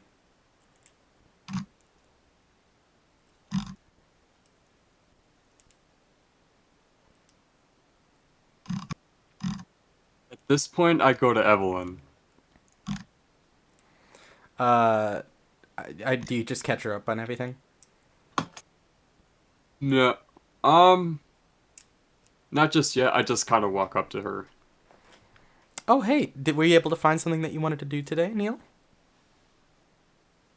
I can drive you if you need be.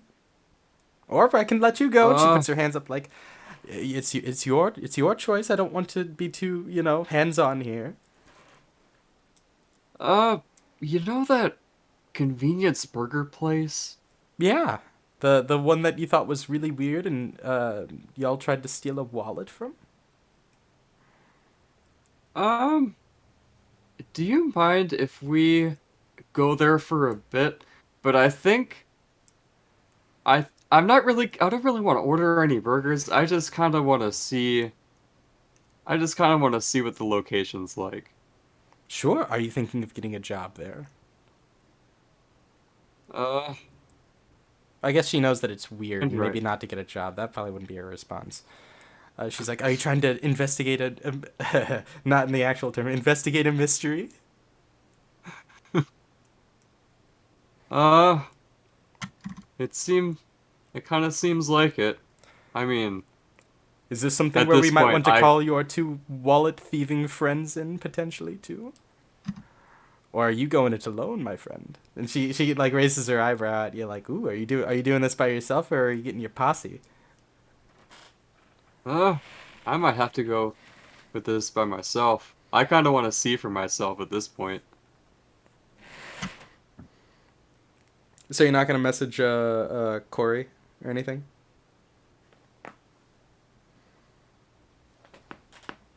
You know what?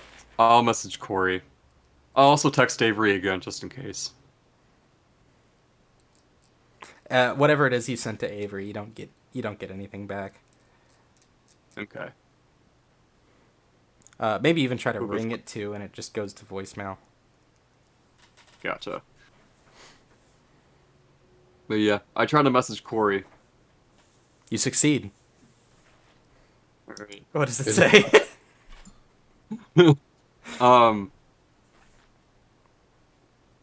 Hey Corey, have you visited that convenience burger place yet? No, only burger I eat equal McDonald. Okay, well listen. I know you don't like those flatters, but I just got off the phone with Vanilla Bean Jean. It kind of sounds like Avery and Shrimp Bentley might be over at that location for the job interview. Shrimp Bitly ... That guy again? Yeah, R.I.P. I know. Shrimp Bentley, aka Rest in Piss. Rest in Pissley. Shrimp Pissley. I Um, asked you, Neil, if I go with you, will you give me money for burger? Yeah, that won't be a problem, but I kind of want to scope out the place before we do anything. The burger will be the disguise. It will blend These in. burgers were made to order, or at least so we think. I'll eat 3 burgers before management even notices. Don't worry. You're all All about that right, well, devious licks, aren't you? I'll all right, well, I'll try to. Do you want me to try and go by your place, or are you trying to let's walk meet. to our place? Let's meet up at the burger place. Oh, we're just gonna meet up at the place. Okay. All right. Well, Blake, what's your I mode of transportation that you do to generally get around town? I walk. You walk? Don't skateboard? I don't have a skateboard. I'd fall. That's fair. You're actually not super far away from this place. You've been spending your morning playing Sonic Adventure 5. It's Well, so your morning has also been very boring. Neil, you have a bicycle. Oh yeah, that's right. I don't think it's a two-seater. I think it's just a one-seater. No, Um, in a pinch, you could have a single other person go on it, ET style. um, But I think you guys just meet well, there. What did you send to me? I don't know. It's literally just the Steam store. It's a link to the Steam. Okay. You guys meet up outside of the building. Actually, you meet like a bit before the building. Like as you catch up to Corey as she's like less than a block away from it, and now you're slow down so you're riding next to her.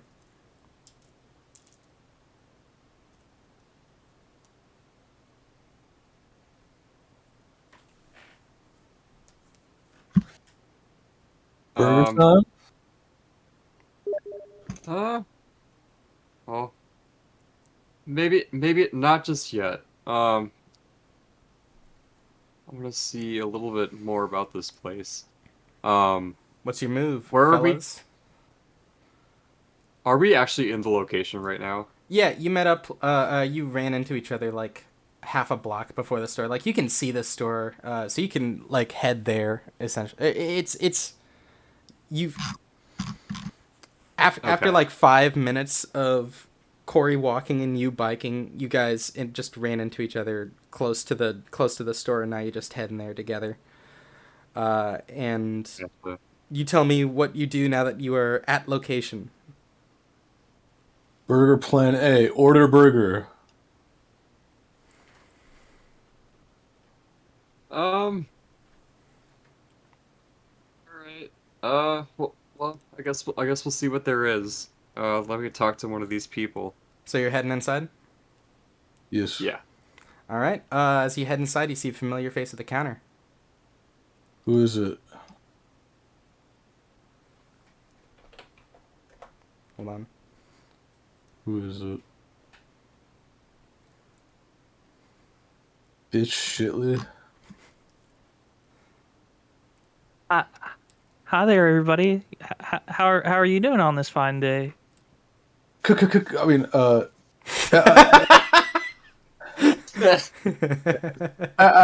Avery. Yeah. Can I get one burger? Wow. Why? Of course, yes, you can. Is there anything you like more than a burger? What else you got? Well, I do have this job application right here for you, in case you would enjoy, possibly becoming part of the crew. I already filled that out. Wait, so Yeah, is this but actually Avery? Yes, this is Avery. Avery is currently in full uniform behind the counter. Big, wide grin across his face. Are you sure, Corey? Are you sure you don't want an additional application?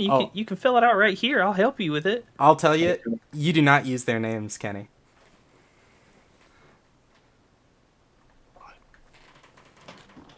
Young lady, I do not quite remember if you filled out an application here, but I can definitely help you. I just want a burger for now, though. Thank you.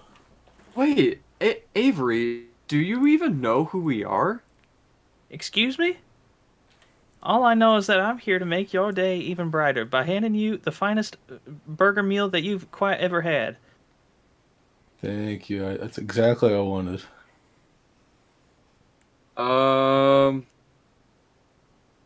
think I'm gonna roll the read situation. Alrighty. So what are you? I guess tell me more specifically. What are you trying to figure out here?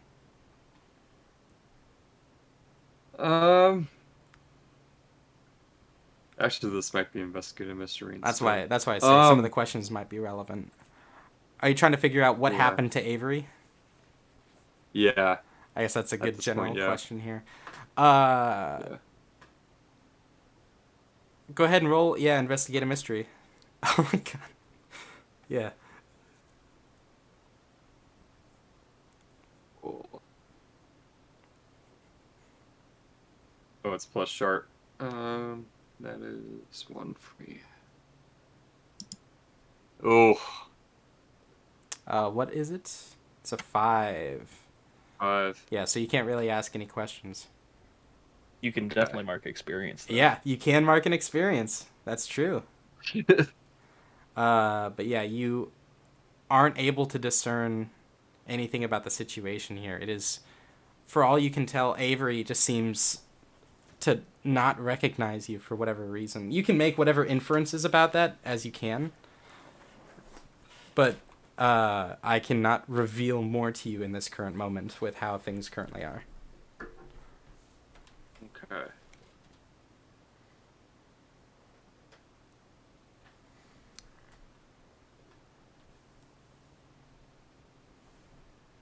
This is hard. Don't. Oh.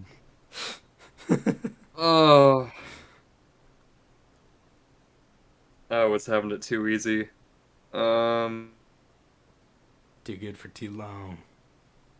Yeah.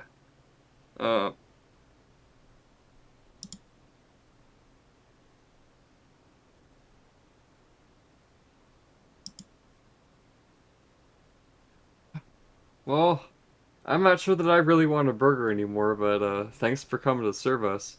I don't want. I'm just trying to get a scope of the place. Can I get a burger? One burger, please. Kenny? What? All right. Why, absolutely. One burger coming right up. That'll be right out for you over on the pickup side of this fine establishment. Please make your way over there. Okay, thank you. It's just another line to your right. But yeah, Kenny's, or I should say Avery, turns around. There's nobody else in the store, I guess, in line, so Avery turns around and goes back through the double doors into the back section. And Corey and Neil, both of you guys get a glimpse of a probably the most well-groomed you've ever seen him, but a very well-groomed Shrimp Bitley running the fryers.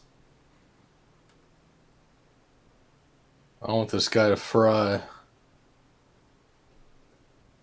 That's what I said. Actually, you did not ask for the fries. I could absolutely put that on your order for you. Yeah, it's not automatically a combo here. I don't get fries unless I ask for them. I guess so. Uh, I don't know, man. It's being dictated to me. no, I don't need a fry, just burger. Burger for you then. All right, sorry. All right, he heads into the back, and you guys have a moment here. There's like another couple eating a burger over on the side. They're just sitting there chowing down, and there's another empty table that you guys can sit down at while you're waiting for your food to come out. Talk about a burger joint.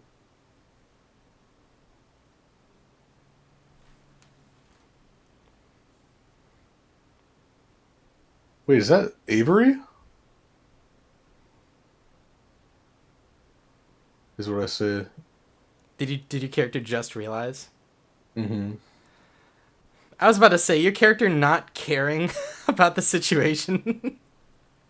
It's gonna be hard to play around. That's fair enough. You got burger blindness. Yeah, you realize it's Avery who's behind the counter with the big scary grin. Blindness. Say Avery.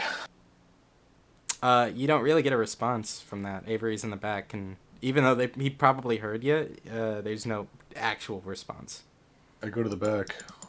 You cross the thing and go into the back of the store. Yeah, I say Avery. What's up, bro? All right. Well, let's start off. Neil, you see Corey just get up from the table and start heading back behind the thing. Do you follow her, or do you just watch this in genuine horror?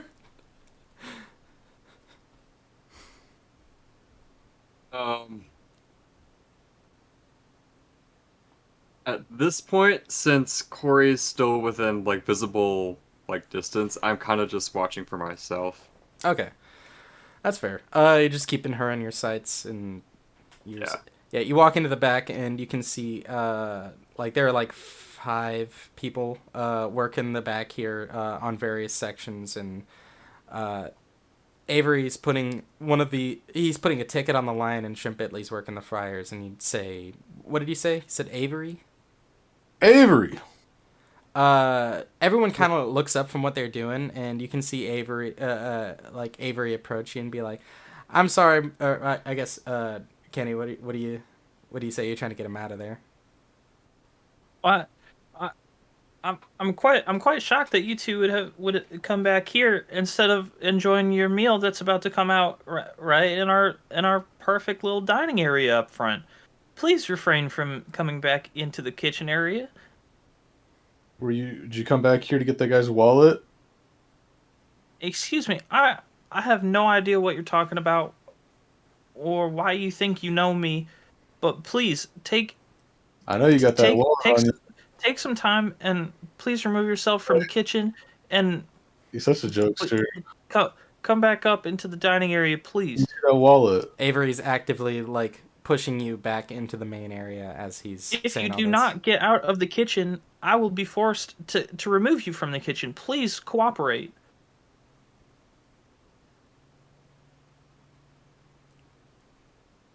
No. Are you just playing your Corey. heels? I will not. Corey, you're gonna land us in some more trouble if you keep doing this. Avery's being a dickhead. That's because this isn't Avery. Can't you see? Who is this? I'm not sure. This But if looks he didn't respond to his own name, It there's smells gotta like be something going on.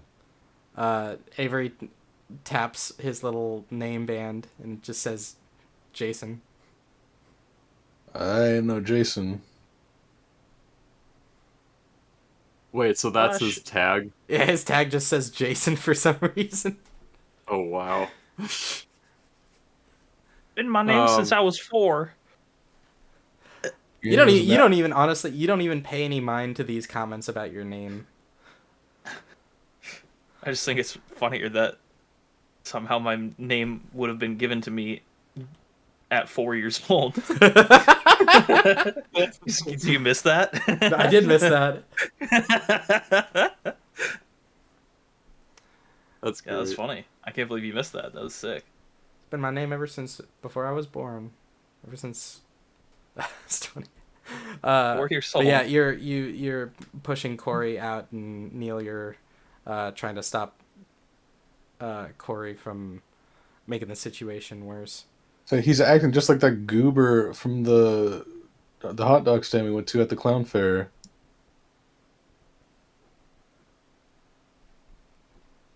Something's wrong here. And I don't like it. Well, you could preferably not like something What the out fuck? in the dining area. Please remove yourself from the kitchen. Trying to figure out why you're clowning on us. Don't make me do this. At this point, I not necessarily the "don't make me do this" part. It's still relatively chill. But at this point, you have been fully pushed out of the kitchen. Me? Yeah, you've been fully pushed out of the kitchen by What'd I do? Avery. Avery's been pushing you while saying all this stuff this whole time. Unless you're like hard planting your feet in the ground and trying to get around him. Yeah, I was trying to get him out of there. Are you trying to get Avery out of the kitchen? Yeah. Avery's trying to get you out of the kitchen, so you're both going the way you want. I want to take him home. And ask him why he's acting like a clown. Clown us. As you're trying to pull Avery from behind the counter, Avery's resisting. Avery, why are you resisting? Please stop what you're doing. There's no reason to be touching me. Why you I'm like just trying to accomplish the company's mission of creating the best burger eating experience that you can get. So please let me do my job. My shift ain't over. a burger?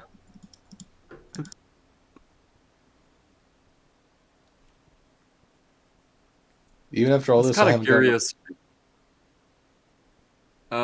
Kind of curious. What does Shrimp Bentley's tag? You can't really read it from here, but it's probably something just as silly. Oh, okay. So Shrimp Bentley's all the way in the back. You can see him, but you can't read the small tag on his shirt. okay. Just pissed Bartley. Something like that. Something, yeah, something silly.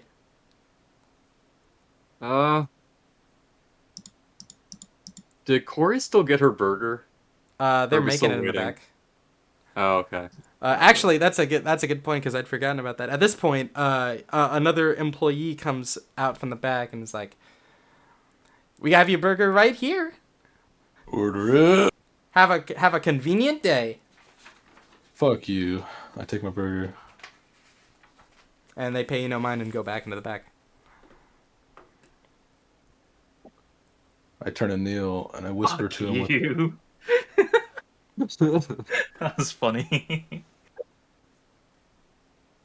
I whisper to Neil with the side, like when you put your hand on the side of your mouth and you like put your lips like to the side. I say, I think something's up with Avery. You're just realizing that now. There's something wrong with him.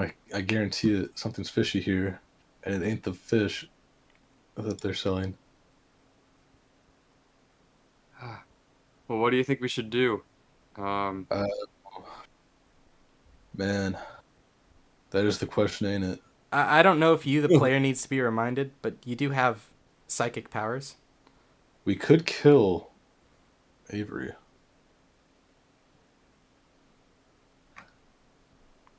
Or I could go into someone's mind and see what the fuck's up. What do you think's better? Let's try that. Do you want to go Kill into Avery? Avery's mind or Shrimp Bentley's mind? I really don't care about Shrimp Italy. All right. Let's go into Avery's mind and ask him why he's being such a blowhole. All right. You're kind of used to telepathy now, being able to hear what somebody is thinking, and as you kind of connect your mind to Avery's, and the moment you do, you are overwhelmed with just essentially like overlapping, the same phrase overlapping, and it's just convenient customer service, convenient customer service. It's like you've heard like. You've reached into people's minds, and even the most chaotic person still has a very linear thought base of like I have to do this, then I have to do this, then I have to do this. But when you're listening into Avery's mind, it's almost loud, and the thing that you notice is that none of what you're hearing on this surface level thought is Avery's thoughts. Like they're not in Avery's voice. Is someone else speaking? You wouldn't know who, but listening into people's heads, you can kind of get a sense for who it is. And it's not Avery. Go. Some mamma jamma took over this man's brain. We gotta talk to the manager in the back and see what's up.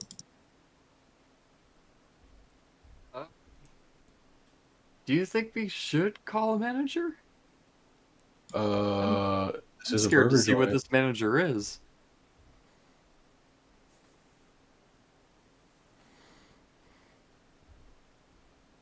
Who do you think we should talk to?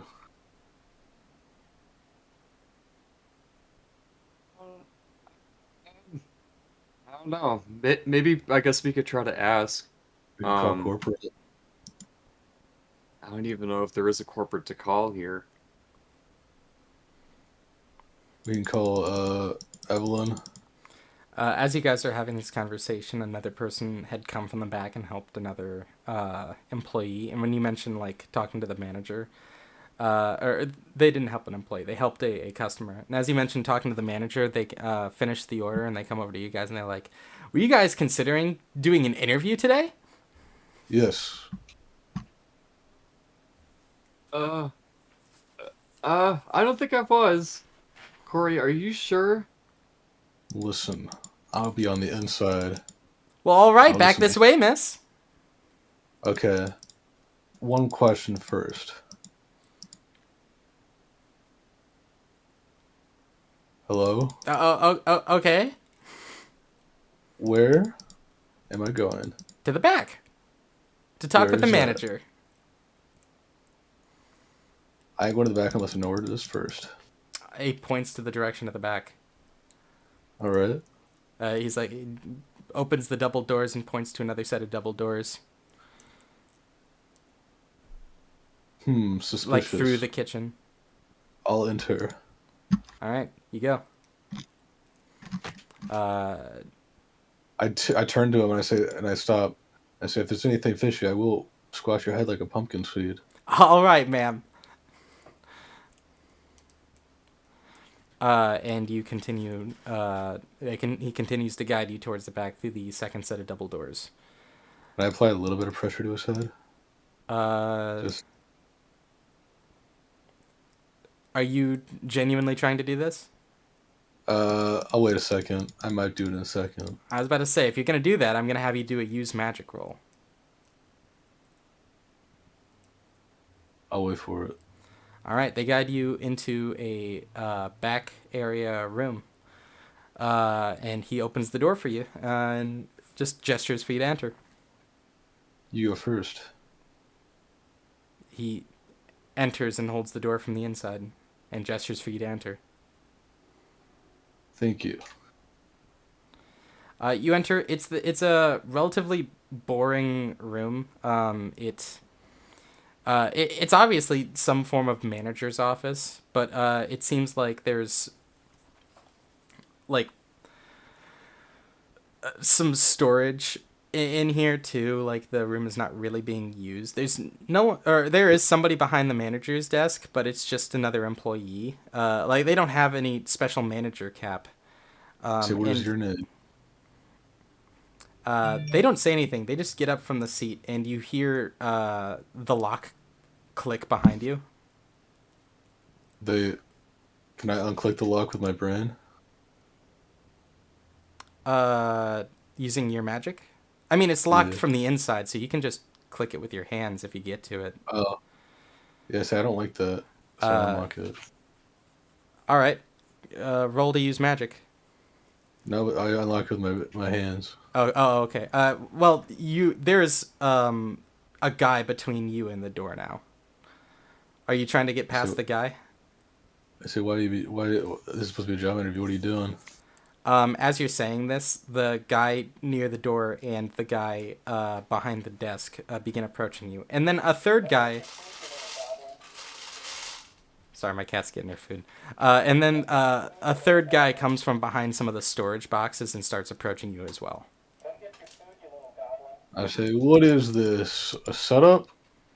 You are grabbed... you are Nelsoned from behind by the guy who is at the desk. And the other person grabs you by the legs, and so that you can't really kick. And the third guy is now reaching behind him to grab something. I say, you silly Billy should not have done that. I'm a monster. And I attempt to.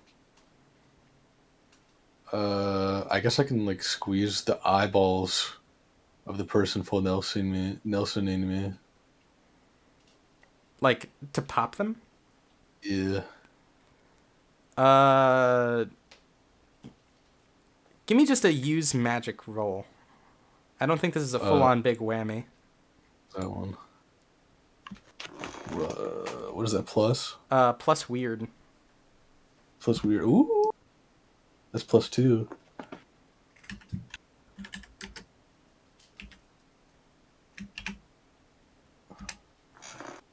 Five. Oh no. 5. You can't see the guy, and you're still getting used to. For as good as you've gotten with your powers, there are still things that you are getting used to. And whereas you try to essentially squeeze this guy's eyes, you do what you're used to doing, but you're trying to do it in an area that you can't see, and you vaguely hear somewhere behind you like a mug break. I didn't mean to do that. Go ahead and mark experience. Already And did. so now I get to make a hard move against you. This guy, who is now approaching you, pulls a small wiggling creature. It looks like the head of the thing that you had fought like almost a month ago, but like really small, and instead of being all pointy, it looks a lot more like a little, like a hand, like a palm sized wiggling squid almost. And Squid. yeah, it's a little less cone shaped and a little bit more like it looks like a sunflower if all of the petals were tentacles. And there's no eye on it this time. It's just wiggling in this guy's hand, and he slaps into the back of your head. Ooh. And when that happens, you feel for a brief second overwhelmed. And you feel like you've lost control of everything. But shortly after it attaches you and you feel this intense presence trying to overcome you, go ahead and give me another use magic roll. Another one? Yeah.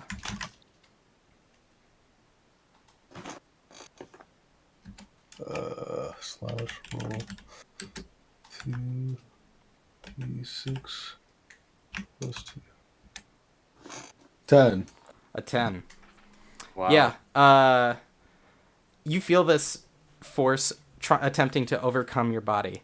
And maybe it wasn't expecting the amount of resistance that you had. But it's almost like the thing grabs onto your head and then immediately gets blasted against the ceiling. Like it's one of like it's like yeah, like it got hit with a huge feedback loop, and it's like those crappy arcade like pop it things where you invert it and place it on a table and then it pops up. It's like that where they place it on your head and then it just pops up like blasts away from it, and it actually splatters against the wall like fully.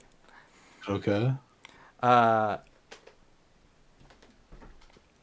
And with that happening and the brief pure amount of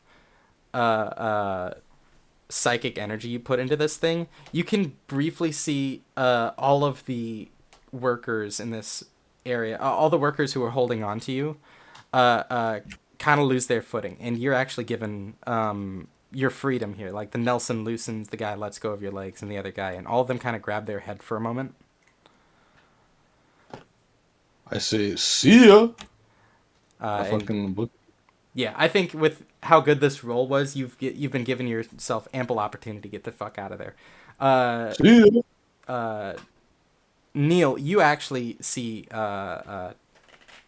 Avery at the front, full smile, and then at some point, you see Avery actually kind of slump forwards and look a little bit panicked. Avery, you see Neil briefly through this fog, but you can tell it is not going to last long. Can I make a noise? You can say things. No. I want to make I'm like, flustered and shocked, and I'm just gonna make a noise that conveys all of the like fear and like rage that I'm containing right now. Yeah. Go ahead. Hold on, let me make sure my crisp is off so it picks it up. There you go. Whoa. Yeah. Is that all you let yourself say?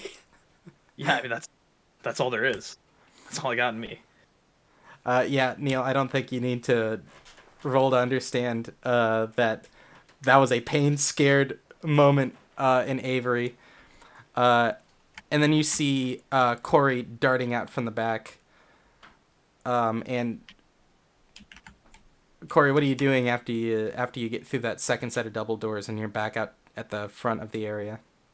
There ain't no $16 an hour. Shit's a lie. You're just sprinting outside while you're saying that? Yeah. Yeah, and I don't know, Neil. You see her essentially sprinting outside here. I go ahead and follow her. As you get I try to up, catch up with her. You can see like Avery's like panicked, pained expression collapse to neutrality, and then a big smile return to his face. And he's like, "Hope to see you again." Or I guess you go ahead. I'm sorry, I put words in your mouth, Kenny.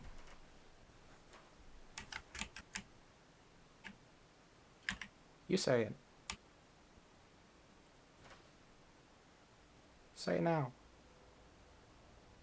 Come again, my Slim Jim. Kenny? I'm sorry, did you need me? Yeah. Hello? Yes. Sorry, I had to run upstairs really quick. Oh, you're all good. It I briefly. was gone for literally moments, and this is the first time I've had to like really interact in a while. That's all good. As Neil is running out, your panic expression turns neutral, and then the smile comes back, and you give them like parting platitudes. Well, I dare say you shall have a great day. Thank you for shopping at Convenient Burger. Yeah, it's cut off at thank you for, and then at that point you are out and slammed of door.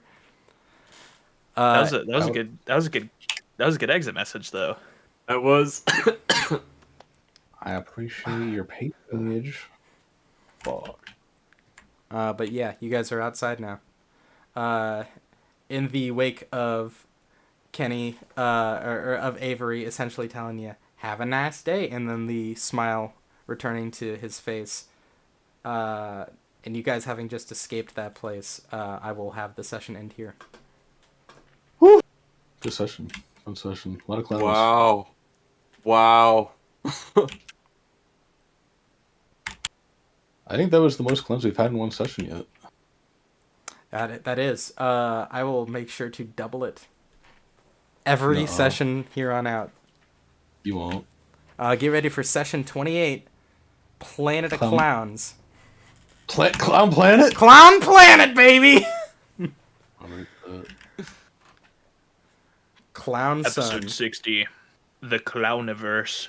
Episode 48, Clown Dramata Galaxy. Clownonomics. Episode 0.0001, The Clown Lectron. Didn't they debunk that? The Clown Electron? Yeah. No, it's still out there. We just haven't found it yet. They found one and like someone clowned on it. Alright, I'll end my stream here. Sam, do you want to say the final thing that I say at the end of my streams? Even a worm will turn.